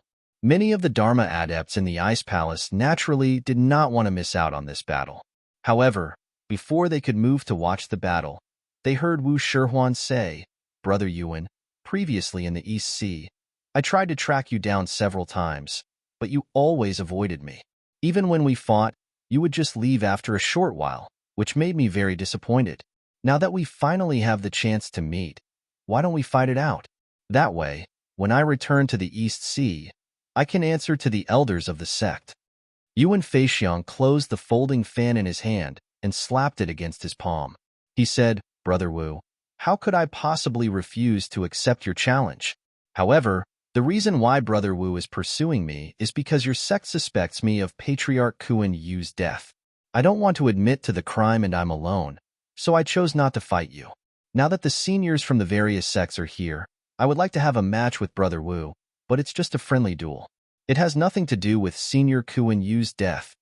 Wu Shihuan didn't deny it. He just said, "Let's fight first. Why are you being so wishy-washy?" Having said that, Yuan Feixiang's silhouette flickered, and he used his spatial ability to leave. He then chuckled and signaled to Mr. Wan and gang leader Zhang behind him. He then turned into a bolt of lightning and disappeared from the ice palace. Then, a clap of thunder came from the other side of Frost Island. Then, loud noises that far exceeded the noise of the battle between Lu Ping and Bai Jishan rang out one after another. Naturally, the battle between Yuan Feixiang and Wu Shihuan did attract the attention of many cultivators. One was a leading figure amongst the air disciples from a major sect in the Eastern Sea, while the other was the #1 expert from the #1 family in the Central Plains. The clash between the two of them had long since gone beyond a contest of strength. In comparison, the significance of the battle between Lu Ping and Bai Jishan might not be as significant, but the battle between the two still attracted the attention of many cultivators such as Zhenling and the Blue Sea sect. This Bai Jishan was indeed worthy of being the first disciple of the Taishan sect. His abilities far surpassed that of Fan Yuqing, who had fallen at the hands of Lu Ping. However, the current Lu Ping was far from the core forging cultivator of the past. He could only rely on sneak attacks to kill Fan Yuqing when he was seriously injured. Now, although Bai Jishan's strength was not below that of Zhang Shi, who was in the middle Dharma stage, Lu Ping was able to fight evenly with him with just a pair of flying swords. However, no matter when the thin water-flowing sword appeared in front of the cultivators of the Blue Sea sect, it would always attract hatred. Watching Lu Ping fly up and down with the pair of flying swords, the power of the profound swordsmanship greatly increased because of the use of the pair of flying swords. The faces of the 6 Laozu of the Blue Sea sect all looked unusually ugly. Flying whirlwind kill. When Lu Ping had advanced to the Dharma stage, because he had not been able to condense this great sword technique into his own special power, the remarkable talisman had been completely destroyed. However, Lu Ping very quickly condensed this remarkable talisman in his core space into the auspicious cloud that shrouded the Dharma power. The thin water-flowing sword chain kill. Bai Jishan was caught off guard by this quick attack. However, with his skills, this remarkable power could not do anything to him. The Taishian axe in his hand used its weight to break the technique, knocking away the two flying swords in succession. The drowning sword technique was a remarkable talisman that Lu Ping had just condensed in the auspicious cloud of the Dharma power when he had captured He Shiyun alive. It was also one of the 4 basic remarkable powers of the boiling sky sword technique. Countless sword lights were like fish swimming in the sky. Bai Jishan felt that the space around him had suddenly become sticky. Even the flow of air had become abnormally slow. Even breathing had become abnormally difficult. Bai Jishan snorted coldly. He swung the Taishian axe in his hand at the space around him. A hole was instantly torn open in the originally sticky space, and the abnormal space around the hole immediately returned to normal. Lu Tianping, show me your real skills. Don't make a fool of yourself with such childish tricks. Bai Jishan leaped out of the hole, but he suddenly heard Lu Ping shout, "All right, then let's see what you've got." A ray of sword light whizzed down, and the countless rays of sword light that had appeared behind Bai Jishan caught up. They combined and formed a strange dragon that shook its head and swayed its tail. It opened its mouth and spat out a ray of white light at Bai Jishan, who had just broken free from the drowning sword technique. Great sword technique. Bai Jishan let out a strange cry. He swung the Taishian axe in his hand, and the entire space was cleaved into 2. A pitch-black spatial crack appeared in the middle. Yin and Yang cleave. Lu Ping's expression was solemn. The giant axe technique that Bai Jishan had used was clearly a great natal technique. Moreover, this great natal technique was obviously a tyrannical one that focused on power and had fewer variations. The beam of white light that the strange dragon had spat out was immediately destroyed by Bai Jishan's giant axe. Then, the giant axe continued to slash down. The strange dragon circled in midair, not daring to face the power of the giant axe directly. It tried to dodge, but the giant axe had no time to dodge. It was smashed into countless sword lights by the giant axe and gradually disappeared. At this time, the giant axe was finally exhausted and returned to Bai Jishan's hand. Bai Jishan had easily broken through Lu Ping's great natal technique. He was originally feeling proud of himself, but he saw that the spirit chi contained in the destroyed sword lights did not dissipate. Instead, it gathered again and formed a spirit cloud in midair. Dense spirit chi raindrops flew down from the spirit cloud and shot toward the top of Bai Jishan's head. The art of traveling through clouds and summoning rain. The giant axe in Bai Jishan's hand was of no use at this time. He saw a protective gang chi around his body, forming a huge spirit chi shield. The flying spirit chi raindrops smashed into the shield of spirit chi and created dense deep pits, but they could not pierce through the shield of spirit chi. Lu Ping had also wanted to condense the heavenly water curtain barrier that he had cultivated when he was in the blood condensation realm into a great natal technique seed. Unfortunately, he had failed in the end. Bai Jishan, on the other hand, had obviously turned the heavenly water curtain barrier into his own great natal technique. From the beginning of the battle between the two, although Bai Jishan had continuously dissolved Lu Ping's techniques, he had been passively resisting from beginning to end. He had never been able to gain the upper hand in the battle with Lu Ping. This Bai Jishan had been famous for a long time. He had already entered the Dharma manifestation stage hundreds of years ago. After such a long time of accumulation, his foundation had long been unrivaled among the cultivators of the same level. Even after hearing about the story of Lu Tianping's fame, most people thought that it was just a rumor.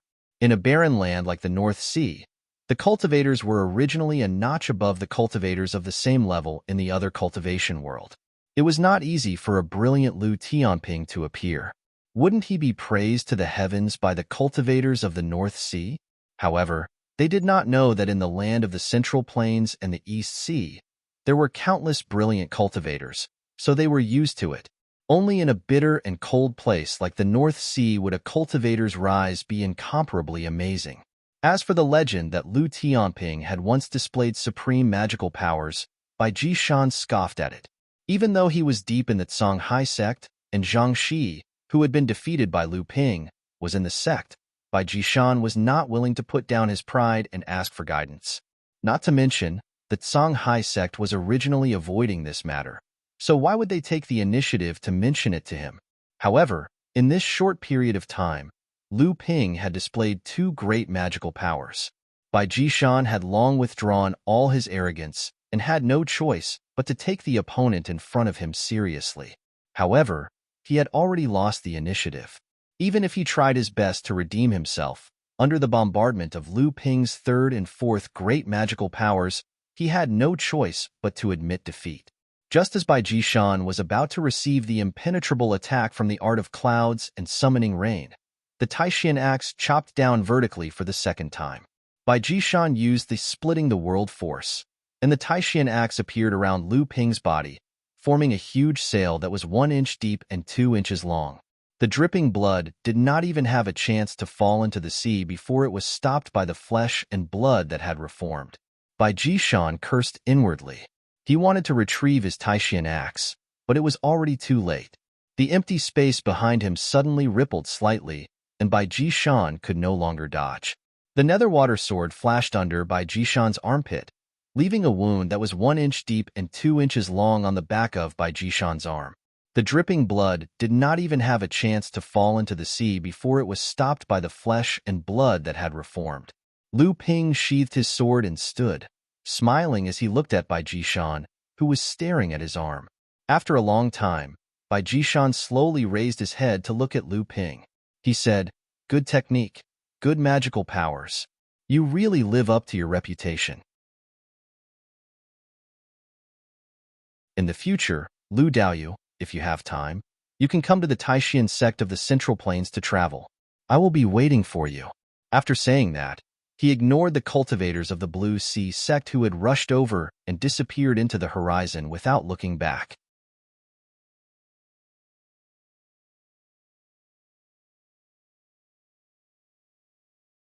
Chapter 984.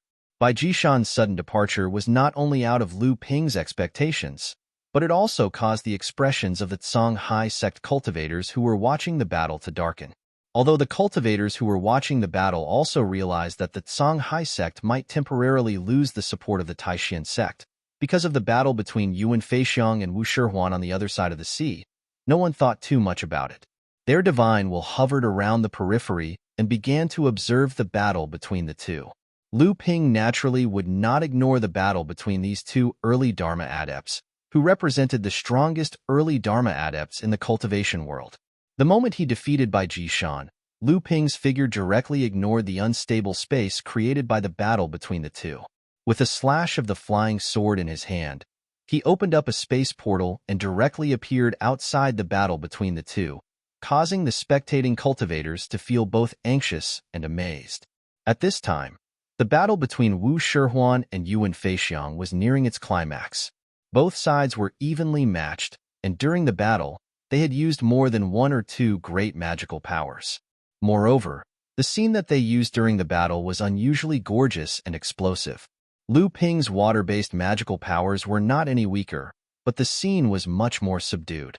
Even the green dragon disturbing the sea sword technique was simple and elegant, shocking in its simplicity.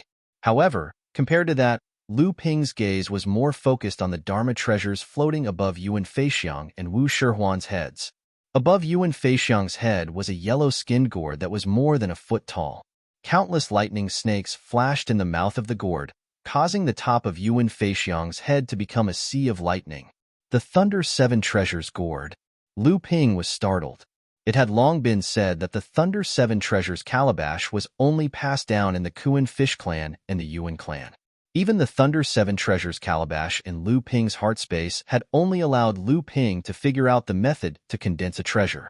Moreover, he had to go through the lightning tribulation, which was a dangerous method that had almost no chance of survival. However, when the Seven Treasures Thunder calabash condensed 9 treasures and reached the peak of the spirit-nurturing treasure, Lu Ping didn't know how to make the Seven Treasures Thunder calabash evolve any further. If it was any other magic treasure, It only needed to strengthen its own quality, so that the restrictions it condensed could fuse as much as possible.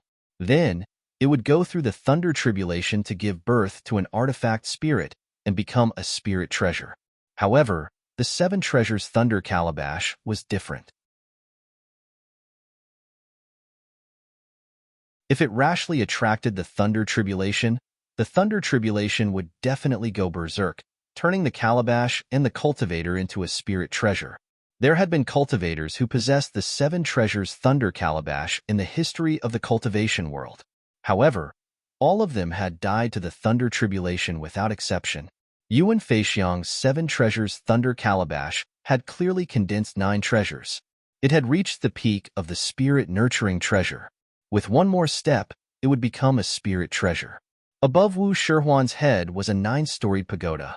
It was different from Kuren Yu Laozu's 7-storied crystal pagoda, which had fallen to Lu Ping. Wu Shihuan's pagoda was a glazed pagoda. The first 6 floors shone with light. Of the last 3 floors, only the 7th floor seemed to emit a faint light. The 8th and 9th floors did not emit any light at all. The pagoda-shaped magic treasures of Water Crystal Palace were quite famous in the world of cultivation. Most of the disciples of Water Crystal Palace would use these magic treasures as their life-bound magic treasures.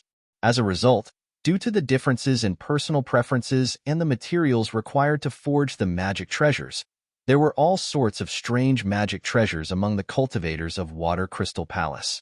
However, there was one thing that all the cultivators of Water Crystal Palace had in common. The quality of the magic treasures was usually reflected in the number of floors of the tower. Moreover, if the magic treasure was used as a natal magic treasure, the cultivator's cultivation level would often affect the height of the magic treasure. After the magic treasure advanced to the level of a magic treasure, the number of floors it had condensed was usually the number of treasures. If the magic treasure was of a low quality, the number of floors it formed was usually less than 7. If the magic treasure could be raised to more than 7 floors, the cultivator would have a high chance of condensing a 7th-grade golden core after reaching the core forging stage. Kuan Yu Laozu had undoubtedly reached the transcendent stage after condensing a 7th-grade golden core. Once a cultivator reached the Dharma plane, the first 3 floors of the tower would be lit up. As the cultivator condensed his own natural power, the tower would also be lit up. Every time he condensed a natural power, he would be able to light up an additional floor of the tower. Wu Shihuan's natural power had already lit up 6 floors of the tower, which meant that he had condensed at least 3 natural great powers. Additionally, every time a life-bound ability was successfully condensed to light up the pavilion, the power of the life-bound ability would be greatly enhanced due to the tower-shaped magic treasure. This was also the reason why the cultivators of Water Crystal Palace preferred to use the tower-shaped magic treasure as their life-bound magic treasure despite their seemingly monotonous appearance. At the same time, it was also a major characteristic of Water Crystal Palace that dominated the world of cultivation. But in order to light up the 7th floor and above, the cultivator would need to condense a peerless skill.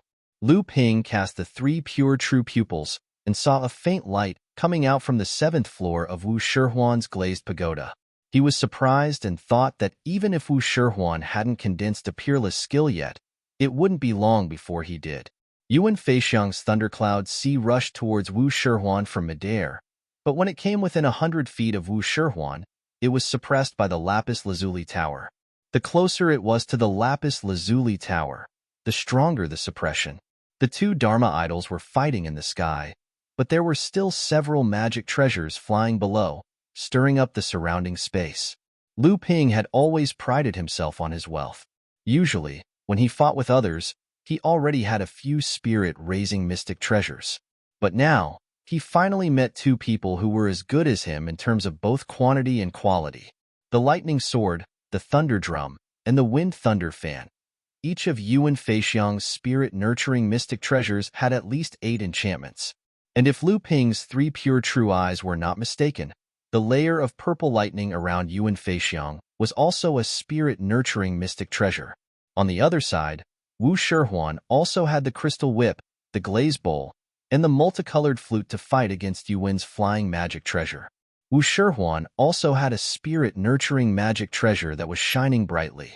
Although the battle between the two had reached a climax, and their respective methods were gradually being used, Lu Ping's appearance still attracted the attention of the two. Wu Shihuan immediately reached out to the glazed pagoda above his head. The first floor of the glazed pagoda suddenly lit up. Lu Ping was shocked. Supreme magic power. Could it be that Wu Shihuan was hiding his strength? On the other side, Yuan also pointed the mouth of the Seven Thunder Treasure's calabash in Wu Shihuan's direction. A small golden lightning began to expand and contract at the mouth of the calabash. Gradually, it condensed into a small golden sword. Lu Ping could clearly sense the power within the golden sword. It was also at the level of a supreme magic power.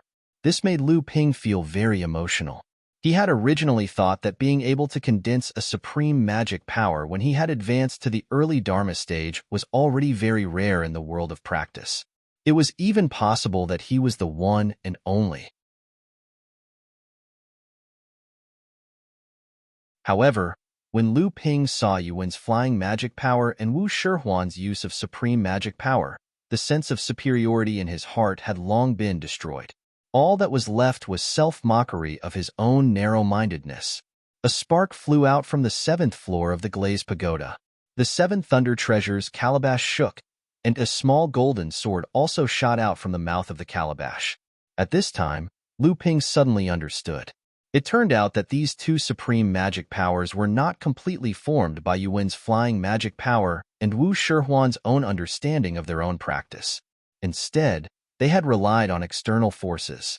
That spark was at least a mid-grade heaven-level spiritual fire. Furthermore, it had to go through some of the magical effects of the glazed pagoda itself, as well as Wu Shihuan's basic natal great powers that he had already condensed. Only then could it finally be forcibly condensed into a supreme magic power. As for Yuan's flying golden sword, it also had to rely on the basic natal great powers that he had condensed. With the Seven Thunder Treasure's calabash as a medium and the small golden sword as a carrier, it could finally unleash the power of the supreme magic power. Although these two people were only one step away from attaining the natal great powers, they actually had not truly achieved the supreme magic power. After clearly seeing the strength of these two people, Lu Ping could not help but let out a sigh of relief. In the sky, the spark had already swept across half the sky. The raging sea of fire seemed to burn through the entire sky, and the small golden sword had become indomitable. When the sword slashed down, it had the power to split the mountains and split the seas. The two collided with a loud bang, and it was as if the world had lost all sound. Lu Ping was shocked, and he thought to himself, "Oh no." Suddenly, Yuan's flying and Wu Shihuan turned around and smiled at Lu Ping. The two of them changed their hand signs, and the two supreme magic powers that were originally entangled suddenly changed direction. The remaining power of the two supreme magic powers both greeted Lu Ping. "Brother Lu, you have been standing on the side for a long time.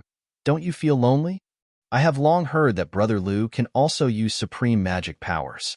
Don't let the two of us come from afar only to return disappointed." These two people had actually planned this. Lu Ping was not afraid at all. He laughed and said, "Fighting with the two of you is also a great thing in my life." After saying that, a pair of flying swords rose behind him. The thin water-flowing sword crossed each other, forming a huge whirlpool of swordlight in front of Lu Ping. The huge weather directly affected a radius of 30 miles around him. Although the two supreme magic powers had been greatly weakened due to fighting each other, when they suddenly joined hands to attack, the power they displayed could only be stronger than ordinary supreme magic powers. However, the supreme magic power created by Lu Ping's Sea of 100 Rivers sword art was formed from the condensation of 6 basic sword arts. Its power potential was extremely rare even among supreme magic powers. The whirlpool formed by the hundreds of thousands of sword lights from the two swords collided with the two supreme magic powers. The entire world shook, and countless thunder clouds in the sky were pushed back dozens of miles, forming an enormous cloud ring in midair. A tsunami dozens of meters tall rose out of nowhere and rampaged on the surface of the sea. The cultivators on Frost Island all cried out in shock. The center of Frost Island, where the Ice Palace was located, was the center of the island's Great Protective Formation. The few Laozu who were proficient in formations hurriedly unleashed the power of the Great Protective Formation to its greatest extent, and only then did they barely manage to block the dozens of waves that were crashing towards Frost Island.